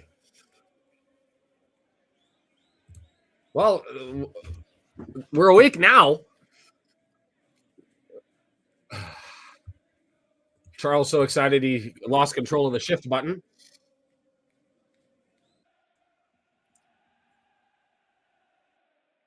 Yeah, Tizer kind of wins today. A team that's sitting 17th in the table, you still want to be able to pull it out. And yes, John, smash the like button while we're here. We'll have a chit-chat on this one till about 9:30, and then I got a 9:30, 10 o'clock, and then I got to blast off so I can go and pick out a couple of kitties. Long ball forward. Lee's racing to go and try and get it. Nice little tackle to maintain possession. Slide tackle, holds onto the ball, keeps it. And the scramble is on to maintain possession. Everybody forward, so it's a chip over top, and it's cleared out, and we'll get a throw in.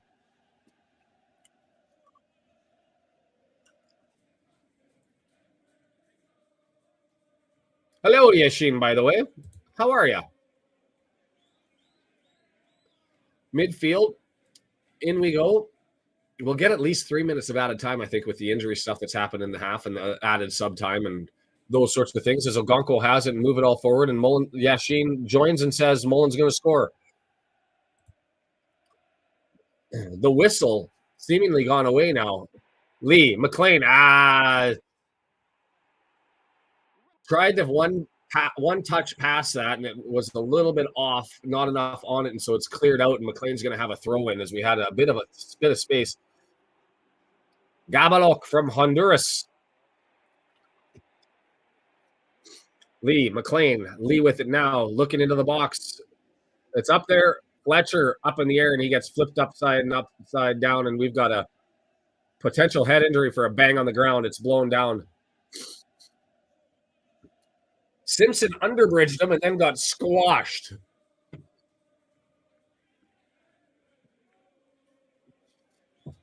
And I guess accidental underbridge. It actually looks like he took a boot a little bit too, not a heavy one, but I was going to say Fletcher was up in the air and then got undercut, underbridged, low bridged. And I would have screamed foul in most instances, but I don't think Simpson knew he was there. A J, Clueworth beats him. Nice little pass by Dobson over to Fletcher. Fletcher maintains control with two guys around him. See, this is some of that those touches that we're used to, where you maintain possession with a nice little play. You keep it at your feet just enough to beat two men and then pull it back. And now we'll get an opportunity because of it. Unfortunately, it's wasted. Cleared out long, 12 feet above Mullin's head over on the sideline.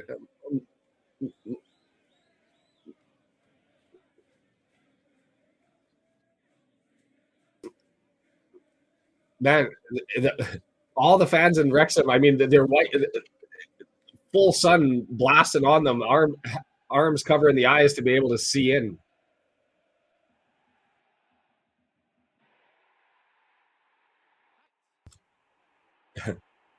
David. Well, this is quite redacted.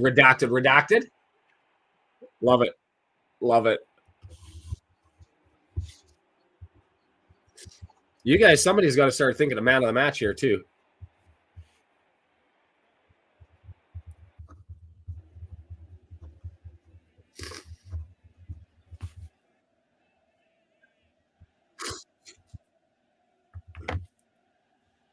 Kick. Who said kick, chase, kick, chase? That's another one that's there. At the 85th minute, a Tuke guarantees the win. Fine. I'll wait until nice tackle by McClean, and we're going to grab the ball. Dobson calmly pulls it back. Clueworth gives it to Ogonko, and Ogonko thumps it long. And here we go, Mullin and Fletcher, not too far by Ogonko, and Hemming's going to collect it. I will throw the Tuke on at the 85th minute. Mullin, and he's pulled down, and we'll get a call there. And are we going to get a card for it? That should be a yellow for Curry. No. Mullin just ran in front of Curry at a heavy touch. Mullin grabs it, turns it the other way, and he gets grabbed. Maybe because Mullin went down a little early, you don't give the yellow card. But yes, Jeannie, come on, Wrexham. Come on, Wrexham. I'll call that the 85th minute, even though it's 84 minutes and 10 seconds. And I'm going to have to put it right over top. I probably look ridiculous. It's the only way it's going to be done. Yeah, I do look ridiculous. Barnett. How are you, Alex? Right-footed. Oh, just grabbed as Mullin was right there. If I thought it was going to go through Hemming's arms into a waiting Mullin head. WG says 5 minutes of out of time. Yeah, I'm at 4 right now, but we'll see. I still implore you to call the kiddies Andy and Cannon. I think it's going to be Thelma and Louise, to be fair. I think that's already been picked.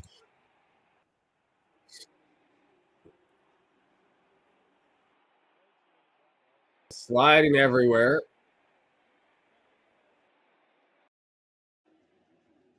I don't know what happened in the corner. Brendan's in my ear saying a cheap shot. I didn't get that. I was trying to watch the ball, and I was contemplating whether there should have been something for the Fletcher tackle that was let. Fletcher flicks it on. He gets pushed and wiped out, undercut again. I guess the referee called it really tight, and in the last 5 minutes, he's not calling anything, and hopefully that's consistent, as we still have a player down, and we're going to put the ball out. And I want to see the replay here. And that's Max. That's not good. I look perfect. That's Ajay. So I didn't see it. Brendan's adamant in my ear that was an Ajay cheap shot on Max.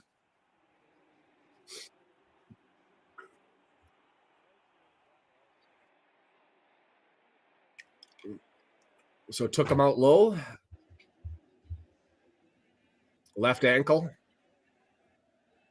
I mean, Max was down for an extended period, and even with the ball coming back his way, he was still down saying, and when we got possession, still saying, Rosie and Lily, if you think my wife is going to allow me to use Wrexham names with all of the Wrexham stuff that she allows me to do, you think she's a different person than I do.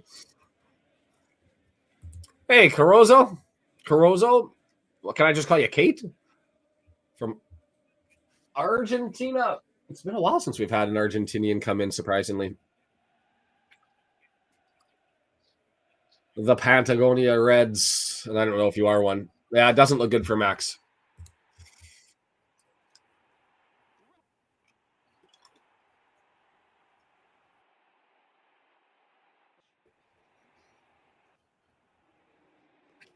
No, he's getting helped off, and he's even arms on both sides. Yikes. I'm man of the match. He's coming out, and he's underweight on both physios. And so, Dan Scarr comes out, and he doesn't look good. He is putting a fair amount of weight on it, it looks like. So it's not as if they're completely shuttling with no weight off, but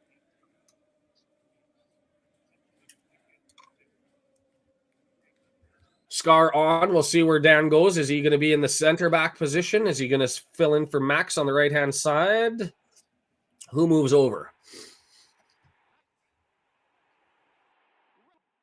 Yeah, EOC's moved over to the right. Interesting. So Scarr set up in the middle.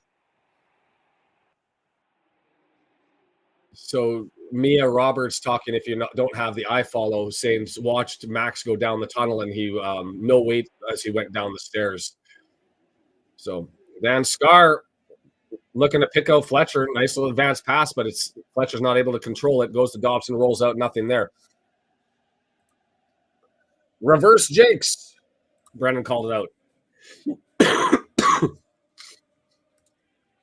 Can't watch the game and you guys are stuck with me. I will try to give it to you. And they still didn't show the replay of the challenge. So we'll have to watch that one. Maybe they'll show it at some point in time.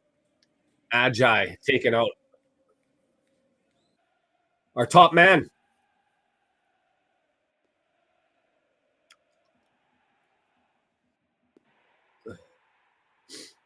So we're probably up to 7 minutes of added time now, I would think. Flop. And they said Brown, but that looks like the old guy. Did he come in as a sub? And I say the old guy, and I don't know his name. Go to the lineup. Jordan Graham, who's slid in, is playing on the left-hand side. Nice. Oh, George almost had that beautiful tackle, but instead it goes the other way.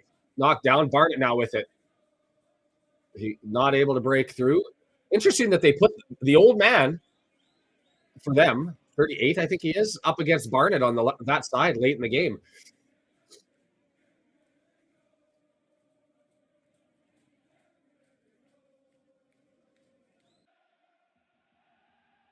EOC with it. All the way over to Scarr, middle of the pitch. Only 6 minutes. We got 6 minutes to go. Lee offside, Leyton Orient with it. And you watch, like the ball's still there. Nobody's even gone close to it for Leyton. I mean, they're going to leave it for the keeper to run out there, but he's taking his time. Leyton is playing for the point here.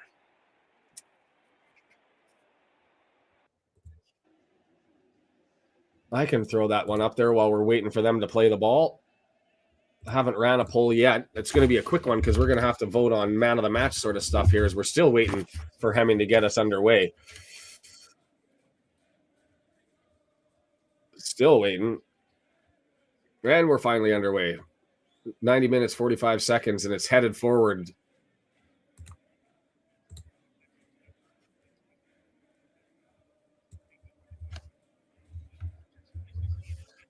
McClean, Lee, clipped out, and we're going to get a throw in just our side of the midfield stripe. I don't even know who to put for our options. Mullin gets thrown to the crowd by Bridges. We'll get a free kick, 30 yards, left-hand side. I don't even know who to put in for the poll. Well, I'll have to add that one next time, John, and we'll just because we're getting close. We only got 5 minutes here. We got to do comment of the match, man of the match. I look like an. This just looks fascinating on screen. The commitment. The commitment. I want to put on like the full Canadian accent as that one gets delivered far post. It's headed down, and Hemmons able to get up and grab that one as Fletcher put it forward, and Mullin a little bit late to getting there. Man of the match is the bus driver to get them there in the first place.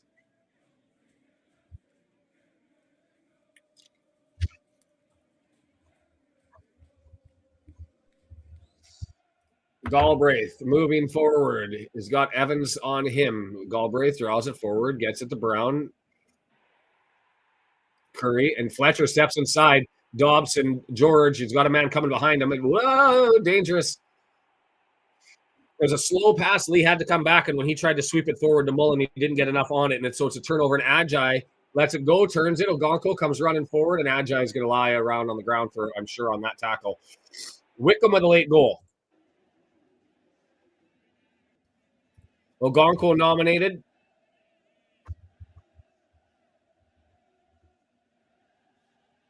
Somebody actually saying Dobson, which is interesting because Brendan a little bit critical of Dobson, but I'll put him down for consideration. Whoever scores the goal in the 95th minute, that's who it's going to be by acclamation. I'll call it.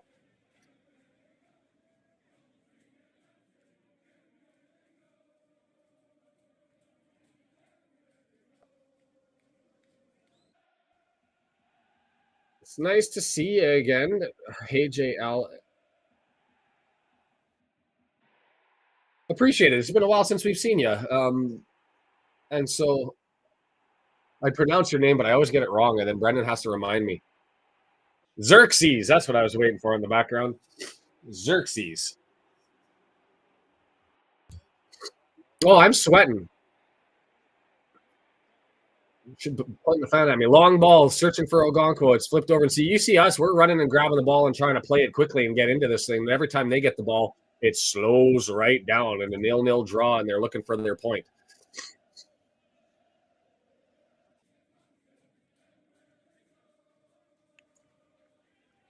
McClean, left-hand side. Lee with it. Lay off, gets it to Mullin. It's these nice little plays where we've got all these opportunities, and TOC misses the pass to Lee. Oh, and then Scarr. Oh, not too much on it, and then just rolled past Dobson. He couldn't get it on the first touch. Evans with a bullet of a pass. Beauty. Had to give it the pace to get through two guys. It lands right on the feet of Dobson, and the touch couldn't control it, and it just rolls harmlessly off of him. And here comes Mullin for challenge. Minute and a half to find some magic. Beckles with it, clears it out, and we're going to get a throw in. Oh, deflected out. Throw to Orient, waiting on the ball.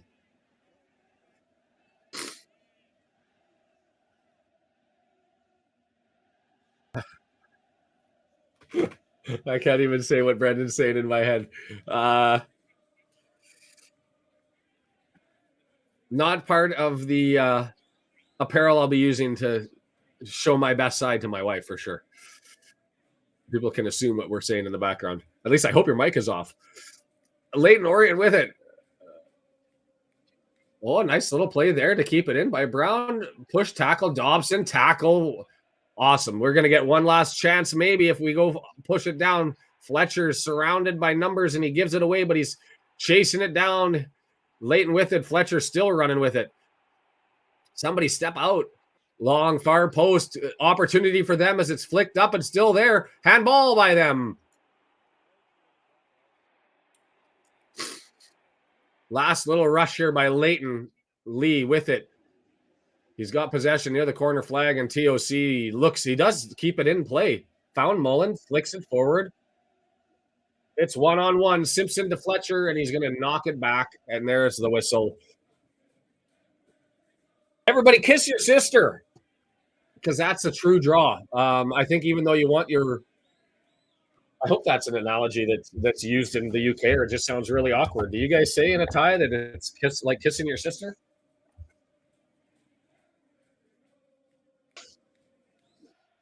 Is that just a hockey thing? I don't know. But even though you want win at home, draw away, and you're good to go, a little bit disappointing in this one, and probably I'm taking this off, even though my hair is probably a mess. Versus, I'm actually with you with the team bus driver. I've got Ogonko and Dobson as other nominees. And I can't remember who did kick, chase, but I've got 2 comment of the matches. So let's get a couple polls here going. We'll start with the comments of the match. Brendan, if you're jumping in, you can, while I'm typing this out, you can give us your thoughts on what was the game, the half, and 0-0, our second 0-0 draw of the match. No longer in first place, W&G highlighting that. We'll get to the table. It is an ugly point, and I think a disappointing point. You like the draws away, right? But you also want to take some wins, and this was a team that was right to take, and we didn't come out and look good. Didn't look good. I mean, a point is obviously better than a loss, but boy, we did not look good. We looked frantic. We didn't look calm. That's the most unsettled I've seen us look in a long, long time. That was the worst we've been all year, I think. Even when we were being outclassed by Birmingham, we looked more composed than this. Dobson really looked to. I can't believe anyone thought Dobson had a great game. He just looked not composed anywhere, anytime. A couple times late, he had opportunities to move forward. Fletcher tried to lead him. He was just planted in the ground like he wasn't going to try. He got the ball, no one on him, and he was looking to pass instead of shoot. He was wide open just outside the box and wasn't even thinking about heading that direction. So yeah, all of his first touches weren't great. He was late on tackles. He probably should have got, the way the ref was calling it, he easily could have got multiple yellows earlier in the game. So no, I can't believe, maybe someone else saw a different game than me, but that was his worst game, and I think that was part of the reason why we couldn't get anything going. Second we would touch it, we're giving it away. How many second passes do we have? Couldn't have been too many. No, it was weird. Every time you saw a second pass, especially a third, we had control, right? It just wasn't enough of it to keep things going. I'm just cutting you off for a reason here. I put the poll up there. You've got Kim's 11 substitutions needed at the half. You've got kick, chase, kick, chase. And then, well, this is a whole lot of redacted. And I didn't write down the names of who said those other than Kim. So I'm going to have to scroll through and find them based on your guys' votes. I did want to also cut you off. Just Travis put a really good point in there. Where is it? And I think it's still up. I'll click it again. Considering the Stockport result, maybe we should be a lot happier. And I think there may be something to be said for that. You look at how Leyton Orient has been recently compared to their past form. They have the draw 2-2 in their league matches anyway. They have the draw 2-2 against Peterborough. They have the 4-1 away win against Stockport. And then they have a 1-0 win over Reading. So they're on a bit of a run here, undefeated in 4 now. And maybe we should take that and be happy, and Leyton can go on and hopefully help us out and do some damage as they take on other teams on a go forward. Their fixtures, they're going on to play Exeter, Lincoln, and then they've got a trophy game against Colchester before they get Huddersfield. So I don't know. What are your thoughts on that? New Leyton, do we consider, looking at the Stockport result, that we should be a little bit happier with? When we talked before the game, someone was sleeping. When we had that conversation, we were saying, this is a game where if you got a draw before the game started, we were like, okay, it's a decent team away. You'd like to get a win, but if you got a draw, it's certainly not a team that you're upset that you didn't beat away, right? They should be at least middle to, somewhere 12, 13, 14 area, right? So you're thinking at least up in there. And on those games, you know, if they're on a roll, you're happy with a draw. So I think it's a respectable one. I guess what I'm bothered by is how poorly we looked. We played, yeah, didn't and I'm look with you. that great, I thought, against Crawley, and now, you know, we seem to be heading the other direction. We looked even worse. And Kim made the comment up above somewhere that it's been a while since we've looked rough like this. And Foster's saying haven't seen them look this bad since the January winless streak, which could be. I think that's the advantage that we have is we haven't looked poor defensively. We haven't been the way I look at this game from what I saw of it, we weren't connecting well. It was dry. It was frustrating to watch, but it wasn't gobsmackingly awful. And there were points in that losing streak, and especially the one even before that, around when we got buried by Stockport 5-0 last season, where we looked bad. Last season to me was a lot of up and downs. This one's been far more steady as just a little bit enough above to win, coming down for draws, and that's sort of where you want to be. But yeah, we were saying this also beforehand. If you can look bad and still get points, then you're doing, you know, that could be a really good season, right? Because this was the type of game you should have got. You should have lost 2-0, maybe 3-0, right? And to come out with a draw is fantastic. I just, you know, I'm not trying to be too negative, John. I'm just saying we seem to be on a downward trend right now with our quality of play, not the results. And I would love to see us start clicking again and looking like a good team. I would have been more okay if we played decent and still drew, because Leyton Orient was looking pretty good. But we made them look really good. If it wasn't for them just missing a lot of not open netters, but a lot of great opportunities, this is a different result. So, your point kind of continued through with Steven here that said, I'm okay with the result. Wrexham doesn't look like a promotion team. They look like a mid-table team. Something to be said for this, and you and I have said this off camera, and I think a couple times on camera, is like we've seen Huddersfield twice now. We've seen I'm just going to go through the table. We've watched a lot of secondary games, and I'm trying to see who they all were. And there's been nobody really other than Brum at the top that we were impressed by. We've seen Lincoln City. Man, the table's taken a big change here. We haven't seen Charlton, but of those Peterborough we've seen, and none of them looked scary other than Birmingham. And I thought this might be a Birmingham clearly class of the league, but Wrexham clearly number 2 sort of season. The last 2 or 3 matches, we've stepped back into maybe that conversation that is going to be a full-on war between 2 to 10, and that certainly seems to be the case. I mean, the good news is, subject to Lincoln City and what they do, they have a game in hand, and they're only 2 behind us in the goal differential. They're now sitting in 3rd after their win over Cambridge, and who's their next game up against? They've got Blackpool, tough game. They've got Blackpool, who's been playing quite well as of late. Yeah. And so, I don't know. Do you think there's something to be said about that maybe we were just looking above par earlier, and now we're sort of fitting in with the rest of the mob? Is this the real us, or is it the team that we saw that let us out? I don't know. I'd like to think even when we're just, I think we'd be better than this. I just think we did not. We looked poor today. Like, I would expect our average to be higher than this. Not necessarily by a ton, but definitely better than this.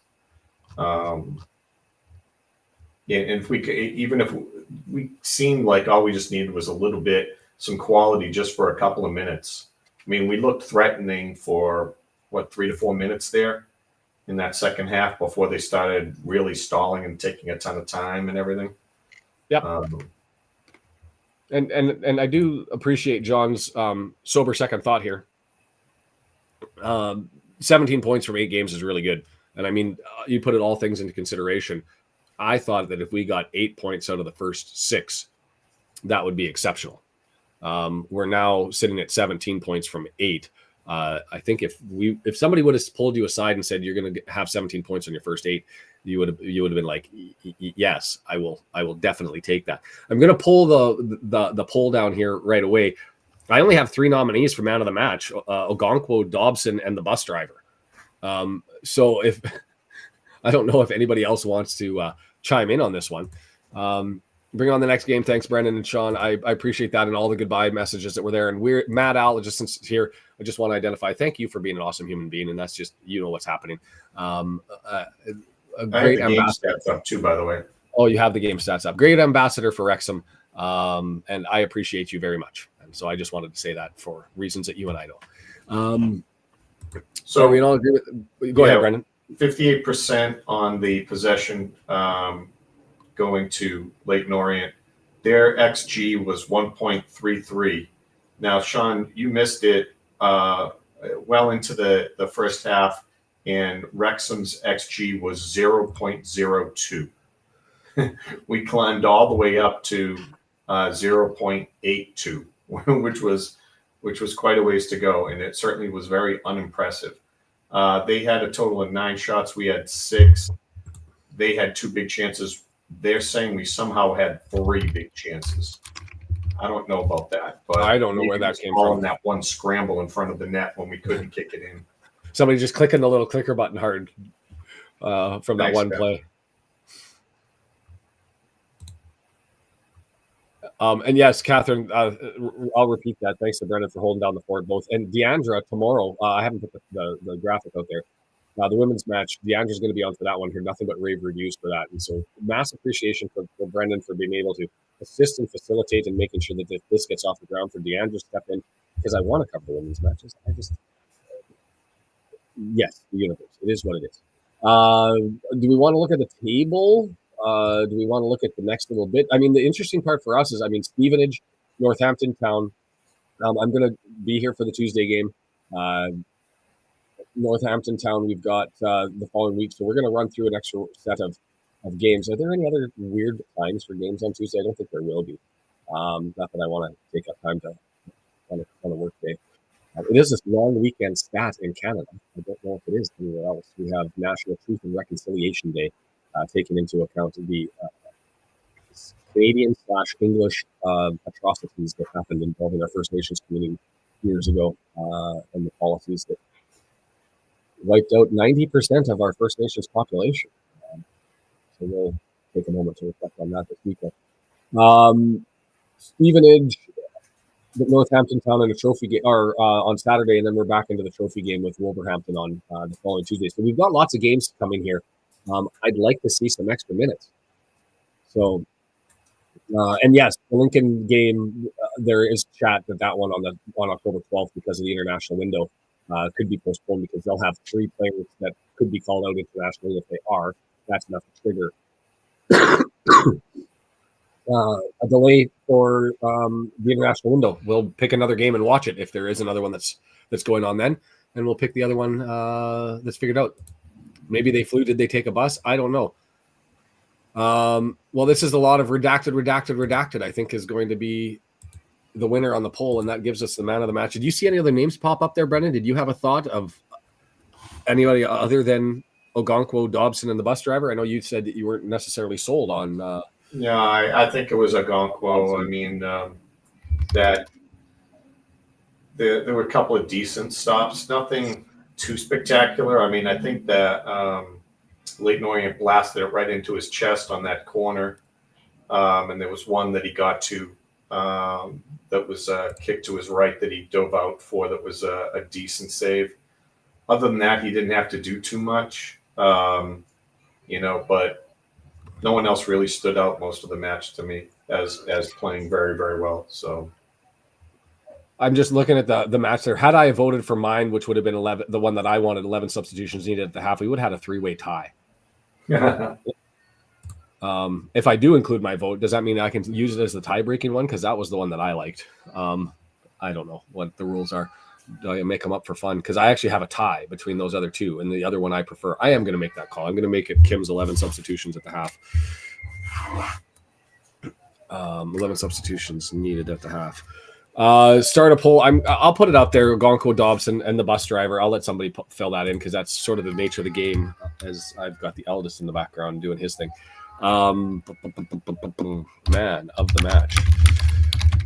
And so we will be here tomorrow. I'm hoping I can be in for at least a part of it, but Deandra will be there. We'll see if I wake up, of course, running around all over the place and trying to pack the house and get things done. But fortunately, I get an extra day to worry about it. So man of the match, we're going to go alphabetical order between the players anyway. Dobson, Ogonkwo, and then the bus driver. Well, I should probably look up who their name is if they end up taking this down. We'll see what the mood is. McClean, who got a lot of work defensively, definitely today. As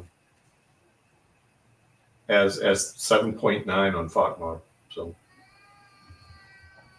that's interesting. I should bring that up, and I do want to look at the table a little bit more here at some point. But FOTMOB, I closed down the browser, and so let me just pull that up to see what the actual scores were. Matt Al making the point that we wanted to see Scarr play, and that was exactly me too, but not at the expense of an injured Max, and definitely my sense as well on that one. It's interesting. I don't know what you saw. Obviously in pain, obviously needed assistance getting up, but the only thing that gives me optimism is I've seen worse as far as players blowing up their ankles and not being able to put any weight at all, like even touch the ground with their foot, versus he was able to walk, and there did seem to be some movement in his ankle. So it did not look like a twisted ankle to me. It looked like spikes to an unprotected part of the ankle, maybe the bone or the, right next to it. It looked like he got stomped and kind of spiked in that area. So when I saw him go down, it was a little bit of a delay, and it didn't look like a twisted ankle. So I think, it's probably painful, extremely painful, but I would doubt that there's, prolonged damage. It would be fine for him to sit for the next game anyway. He hasn't had a break. If you wanted to get Scarr in a little more, something like that. So I could understand giving him a break and just being safe with him against Stevenage. Yeah. But I don't think it'll be because he can't play. I'm with you there. Hopefully it is bruising and it's not structural, and he's able to recover. And I'm there as far as it looks like an impact chip, speaking from experience. Well, that enough bones down there, that'd be something that it could be. We'll find out exactly where that's at. And unfortunately, because he's had himself a hell of a start. Looks like Ogonkwo's taken the run there on the man of the match was probably appropriate, where you get the clean sheet. And that's what Foster just identifying there. Sometimes I overlook that a clean sheet is a clean sheet. Are you bringing up the table there? We've still obviously got these. It is up. The Stockport match and up against Barnsley. So one of those teams with an opportunity. I would like the draw. Put Barnsley at 14 and move them up into that 3-way tie that would close Wickham. And what's Wickham doing up here? 7 games played. They've got a game in hand, and they are in as it sits right now in a playoff spot. Mansfield Town is up here after 3 wins in a row. Blackpool's turned everything around and come running up the table. And you start to look at the teams that were recently up there. Yeah, it would have been nice if we got those extra 2 points. 5 ahead of Lincoln would have been really nice. Yes, Lincoln, the 3 points would have been really, really nice. And you sit there and you stare at them in third. It's the table oddly congested, but you're seeing Birmingham pull away. You're seeing us with a little bit of an advantage. And man, he's the eldest is still having a meltdown out there. 9:16 in the morning. All right. I'm wondering if I'm going to have to bail out early to go and deal with that. Tell him he's not getting a kitty if he keeps it up. Well, he got in trouble. Here's my nightmare story: is I had to run down into the U.S. to go and pick up some stuff that wasn't available in Canada for the house. So while down there, let's go to Walmart. Let's get some shopping in. And I went and got the one thing that I must have out of the U.S. every time I go down are payday bars, and whether they're the chocolate or the regular. And I got them. Halloween treats are out, brilliant. I'll get the little snack size ones. I buy them. I am happy. I am blissful.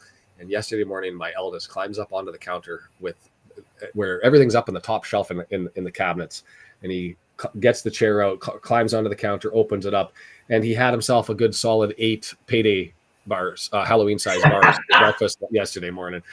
And I wanted to be peeved, and so he got guilt tripped. And I think now I've got to make another run into the US to go and get more payday chocolate bars, because it is what it is. I'm not going to watch the Stockport Barnsley one. I know it's going to be a good one. I've got obligations on my end with the house move imminent. We will be packing. We will be picking out cats. We will be going through documents. I have to go to the old building and see if I can do 2 more things that need to be done before the 15th of October in order to sell it. I know, right? Oh, he got redacted. Defoster payday. No, I don't know why we don't have them in Canada. Like, I need to get an import license just so that I can buy them and sell them. Charlton on a bit of a funk here. They were up comfortably with us and Birmingham up near the top of the table, and they've got only 1 win in their last 5. Huddersfield up near the top with us, and we've seen 2 of those games.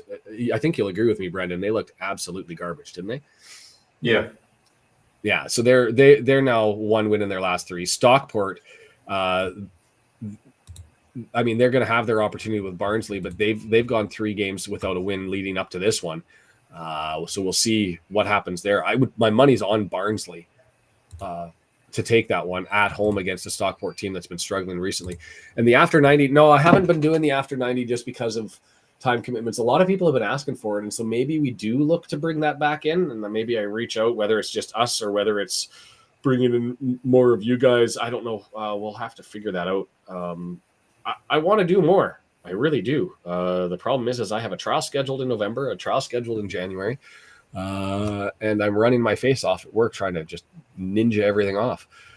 So it's going to be a busy season this year, which last season I was fortunate. Everything settled and trickled away early, and I didn't have to get into mass prep time for anything. But it sounds like I could be doing the dance for 2 consecutive 18-day trials in 3 weeks, which are always fun.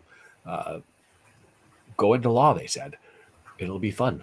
What else can we talk about as far as the table? Is there anything? I mean, this seems like it. I don't recall. I know we're only 7-8 games into the season, but I don't recall a massive shakeup on the table. Like, it just looks like it's been completely discombobulated in a day. Yeah. So I thought the table was starting to look like you'd expect, And where settled. the Huddersfield, Barnsley, Charlton, obviously Birmingham, and Bolton making a move from where they were in the lower half of the table, moving up. Yeah. Peterborough. I thought that those were going to be the teams in the top 7 or so, and it looked like that's the way it was going.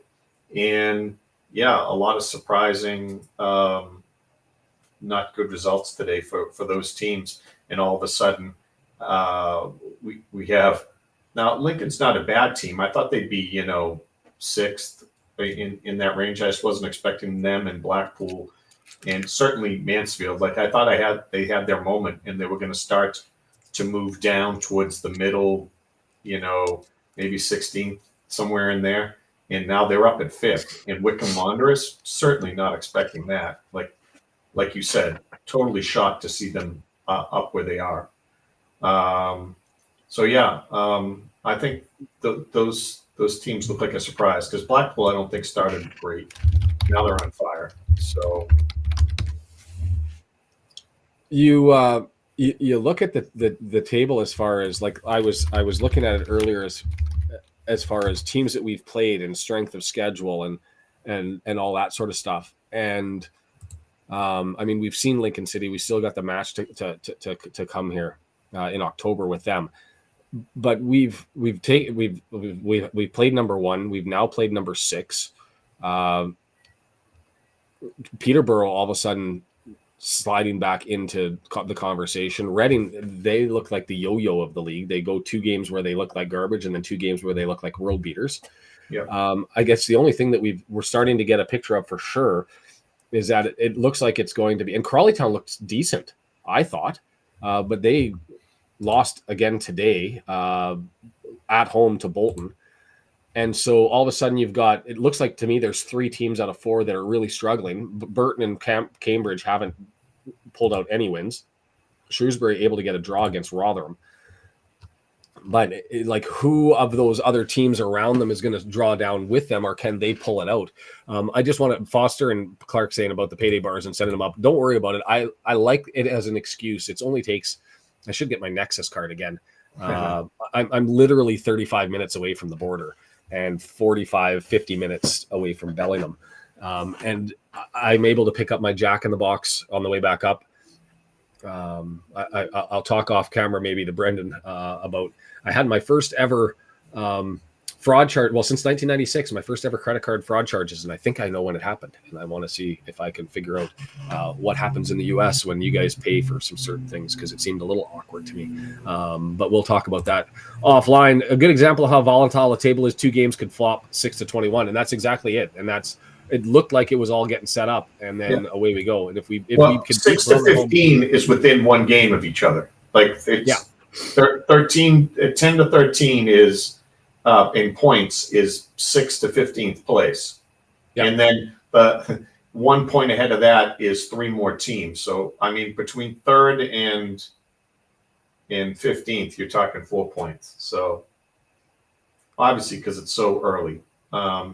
But yeah, all this, it's great that they're all picking on each other and no one else is really hot at the moment. If we can kind of, Northampton looks like definitely a game you should win, right? If you're Wrexham. Lincoln looks like it'll probably be a tough game. And now Stevenage on Tuesday. Like, we took the tie here. Hopefully we can kind of right the ship, play with better quality. For me, I don't see Stevenage being, a top 12 team. So I think it's a game that we need to win away. We need our first ever match against Stevenage. Oh, never really? Played. Yeah, never played them before. They're the only team in League One that we have not had. I mean, I think they came into existence in like the late 70s. It's like they're a relatively new club. Until I watch a Who Are You, I don't know anything about the team. Yeah, I know that from going through the graphics earlier on. Yeah, 1976 is when they were founded, and then they had to do the mass climb up the table to get where they were, and then we ended up passing them conference and through, and so we never ended up playing them. Just to the Eatmores, Jason, you're going to have to give your citizenship in. You can't speak ill of Eatmores, especially the soft ones that fold and aren't hard as a rock. They're fantastic, and I'm disappointed in you, my friend, for being critical on Eatmores. And yeah, the drive down into the States is, and it always intrigues me because if you stay away from the coast and you come down closer towards Bellingham and the interior part of the coast a little bit, it is like you snap your fingers and the universe changes across the borders, because it's all built up on the border in Canada. We have 10% of our population all right up against the border, and as soon as you cross, bam, you're into field stuff, and you go from being a left-leaning area north of the border, and then you cross and you see Trump signs everywhere, and it becomes instant farming rural community. And it's a completely different dynamic with the type of vehicles that you see on the road, with the shopping experiences. And I did learn something, and Brendan might find this, or the American viewers might find this, that I didn't expect to find. My youngest doesn't respond to the word stop when I'm admonishing him. I have to yell the word freeze, and he thinks it's like freeze tag, and he'll stop and stick his arms out and wait for me to play tag with him, which in an emergency situation where I need him to stop because somebody's coming with a cart or something's happening, I'll yell freeze loud enough for him to jolt. I've done it in Canada a number of times and nobody's ever batted an eye. I did it 3 times in the United States while we were shopping and stuff, and every time I had people stop and panic and have a look. And I think I saw one guy actually reach for his hip, and I went, "Oh God!" There is a different cultural dynamic in the U.S., and I don't know if I was looking into it or if Brendan wants to add, or maybe. Oh no, that's funny. That's a term that police officers use when they're trying to tell you to stop. They say freeze. They don't say stop. So maybe that's what everyone was thinking, that you were an officer. Yeah. I never dawned on me, but I swear I saw one guy actually reach for like his hip. See, like he was carrying, and I went, oh God. Yeah. Well, he was thinking he's going to get a free shot on a robber trying to get away. Yeah. So anyway, fancy stuff. Hey, I'll do the crispy crunches. I got no problem with that. Ketchup chips and all sorts of stuff. The things that I'm envious of that you have down, that Jason, I guess you're not American, you're up here with me, but is the variety of different Cheetos and the Payday chocolate bars. And I think that's about it. And the only thing I'm critical of is I don't get, and Brendan might say it might smack me around for that. I don't get the love for the Mountain Dew. I don't get it at all. As we've gone completely off topic here in the last little bit. Birmingham play Huddersfield on Tuesday. If there's one team, I haven't looked up what the Tuesday games are going to be. I'm curious to have a look at that. Just give me a second. The matches. Let's see who's. We'll find out. Barnsley versus Stockport would be a game I'd love to watch if I had the opportunity. Rotherham against Cambridge, 11:45. There's only one late starting one, Reading and Burton, and it's only by 15 minutes, and so there's nothing much there. Stockport's going to get Shrewsbury. That's kind of a walk. Blackpool versus that would be a good one. Blackpool, Lincoln City.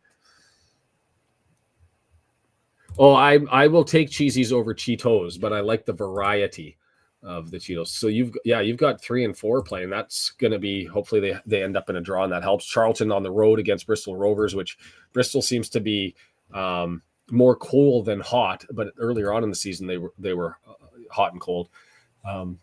Bolton looking to ascend even further with Northampton Town, and Huddersfield not on form going into Birmingham though. I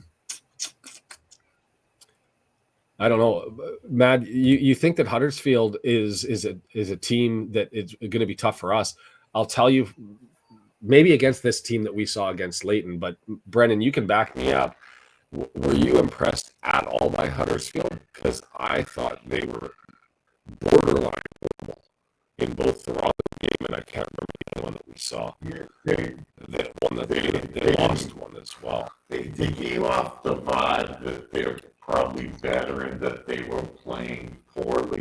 Yeah, that they're bad. They just so. My guess is that they have more quality than they've been showing in some of the games. Let's just put it this way: other than Birmingham, which they wrestled that away from Wrexham, we'll never see it again.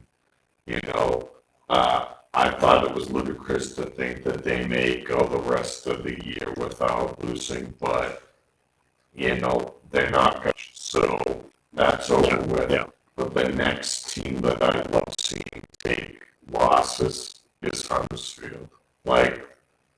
Even though they haven't looked good, I'm still worried about them.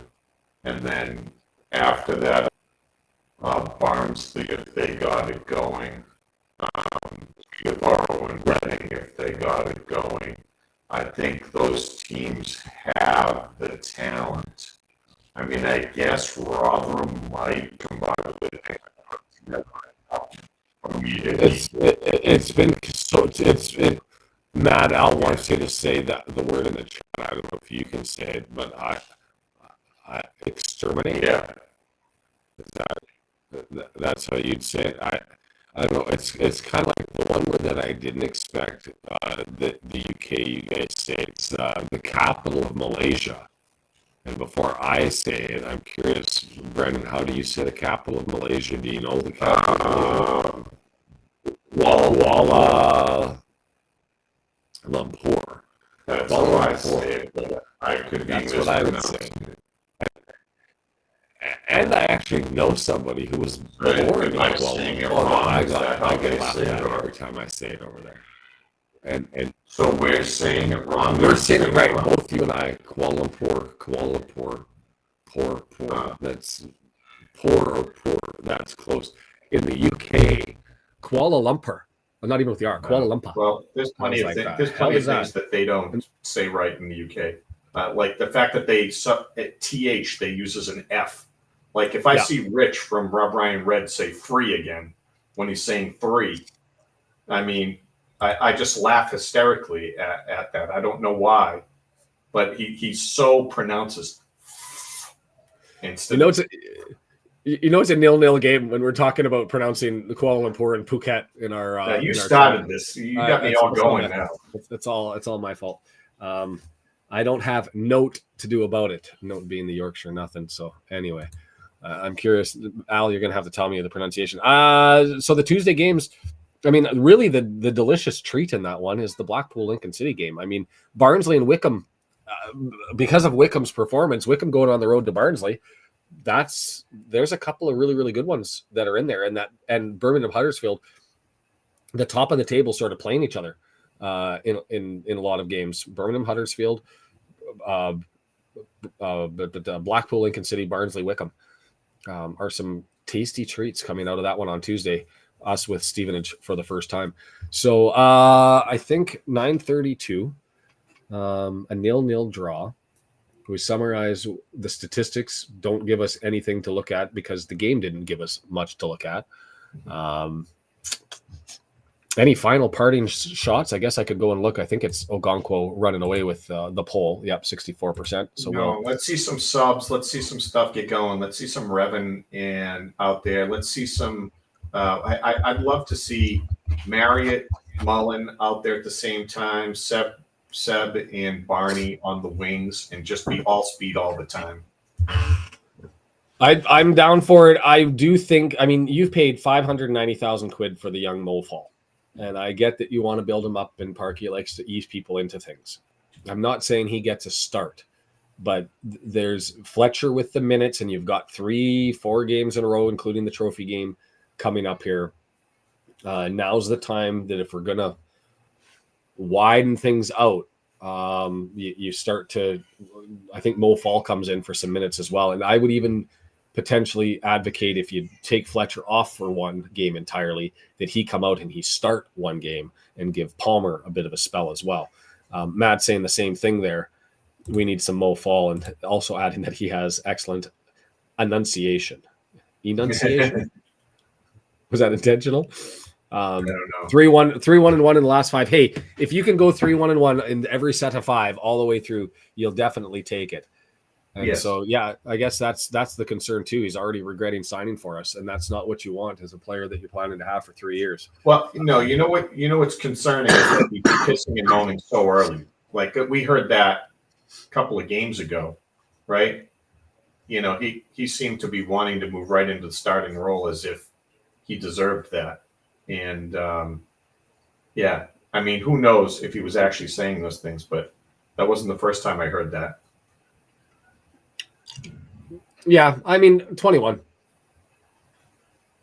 I mean, that's I'll give him some credit. He's 21, and he's going to I can't see it being outside of the realm of a 21-year-old saying it, and I'm not going to begrudge him for it. I'm all good for him being hungry to want some minutes. At the same time, we saw him for 70 minutes in the trophy match, 65. Anyways, didn't really do it much except for looking quick. So we'll see how it goes. I got nothing else for you. It was a 0-0.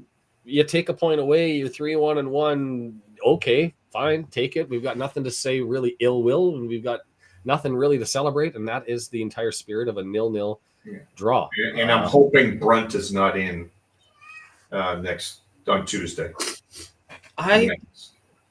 It's fascinating because I look at the season that he had last year, and statistically he was fine. He had some completely horrible plays, and the game against Mansfield where we scored that nutmeg goal that went through his legs, and I was like, how does a defender miss that one and not be able to clear it? Like he nutmegged himself and trying to make a clearance. It wasn't that it was a brilliant play. And then he's had some shocking stuff early on in the trophy matches and in the preseason that you're like, whoa, What's up with this game? What I mean is I want Scarr and O'Connell back. Oh, yeah. Or Scarr, O'Connell, O'Connor. So if if Max can't go, here's a question for you. Brunt or Boyle as your sub off the bench? Jeez. I don't know at that point. Or do you leave Evans? And Evans, I would go go Evans. He covers both. And I'd go Evans off the bench. He can cover either the midfield or defense. Yeah, so that could be the decision. I'm with you though, not because of this game being a 0-0 draw, but we need to change up the minutes. We need to deepen things a little bit. We were playing too good to pull a well-oiled machine apart for the sake of needing to get guys. Now we have the excuse. We don't look tremendous, so now's the time to get some guys rest. Like Lee burnt out way too much last year from playing him all the time. We're not saying that Lee was playing bad, but you got to start rotating some guys out. He's got to figure out some sort of rotation and switch some stuff up. For whatever reason, there weren't midfield options today, right? So Rathbone, I don't know why he wasn't in the lineup, but maybe the plan is that he's starting and Lee's sitting on Tuesday, right? Maybe. You have 7 players who have played greater than 95% of the minutes this season. That includes Okonkwo. Yeah. That's an insane number. And then you throw out the next set of numbers: Ollie Palmer, Ryan Barnett, Jack Marriott, Andy Cannon, who are all in the top third. And then you've got a massive decline down to Rathbone and Mullin. Well, Cannon would have it if he didn't miss games because of injury. Otherwise, he'd be up. He'd be up there too. I'm going to wrap things up here because we've got to get going here.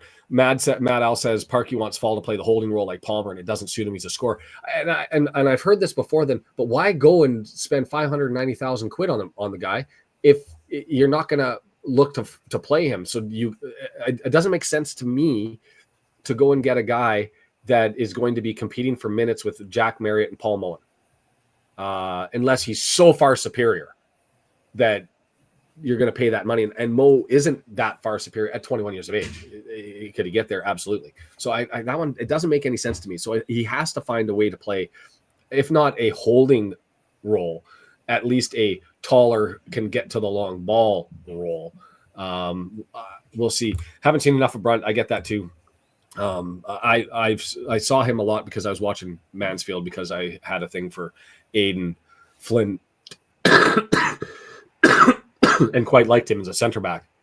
And so I watched him because he was always with him. O'Connell needs a break, and I'm with you. He's constantly bickering with his teammates. Give Brunt some time. I don't know if I agree with that. We'll see how Max is feeling. It'll be interesting to see. And that's never happening. Al, switch to a 3-4-3. Unless we're chasing down goals late in the game, it's not going to happen. I think Brunt's built for a 4 across the back. I think he looks like 3 across the back is where he struggles. Yeah, I'd be happy with a 4-3-3 at times in games where we needed to change things up and look for things. But you hear Parkinson, and we heard it in Vancouver during the interview with Men with Lasers.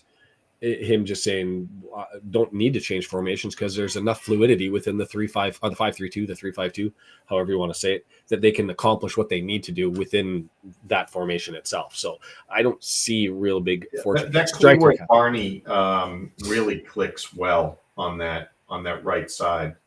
They seem to know each other and pass well. One touch, back forth. That seems to be clicking over there. Also, McClean and O'Connor do very well. They get the bulk of the work on their side. So, I agree. I mean, I like our defense as is for the most part. I could see if Scarr is the player we were hoping he is, him eventually replacing O'Connell in the middle. But yeah, he's not going to get there if he isn't getting time. So. Yeah. So we're upward, and we still have Rathbone, who didn't even make the thing. So there's lots of players that are on the bench. I'm just saying it's got to start to be the time where we put them in there.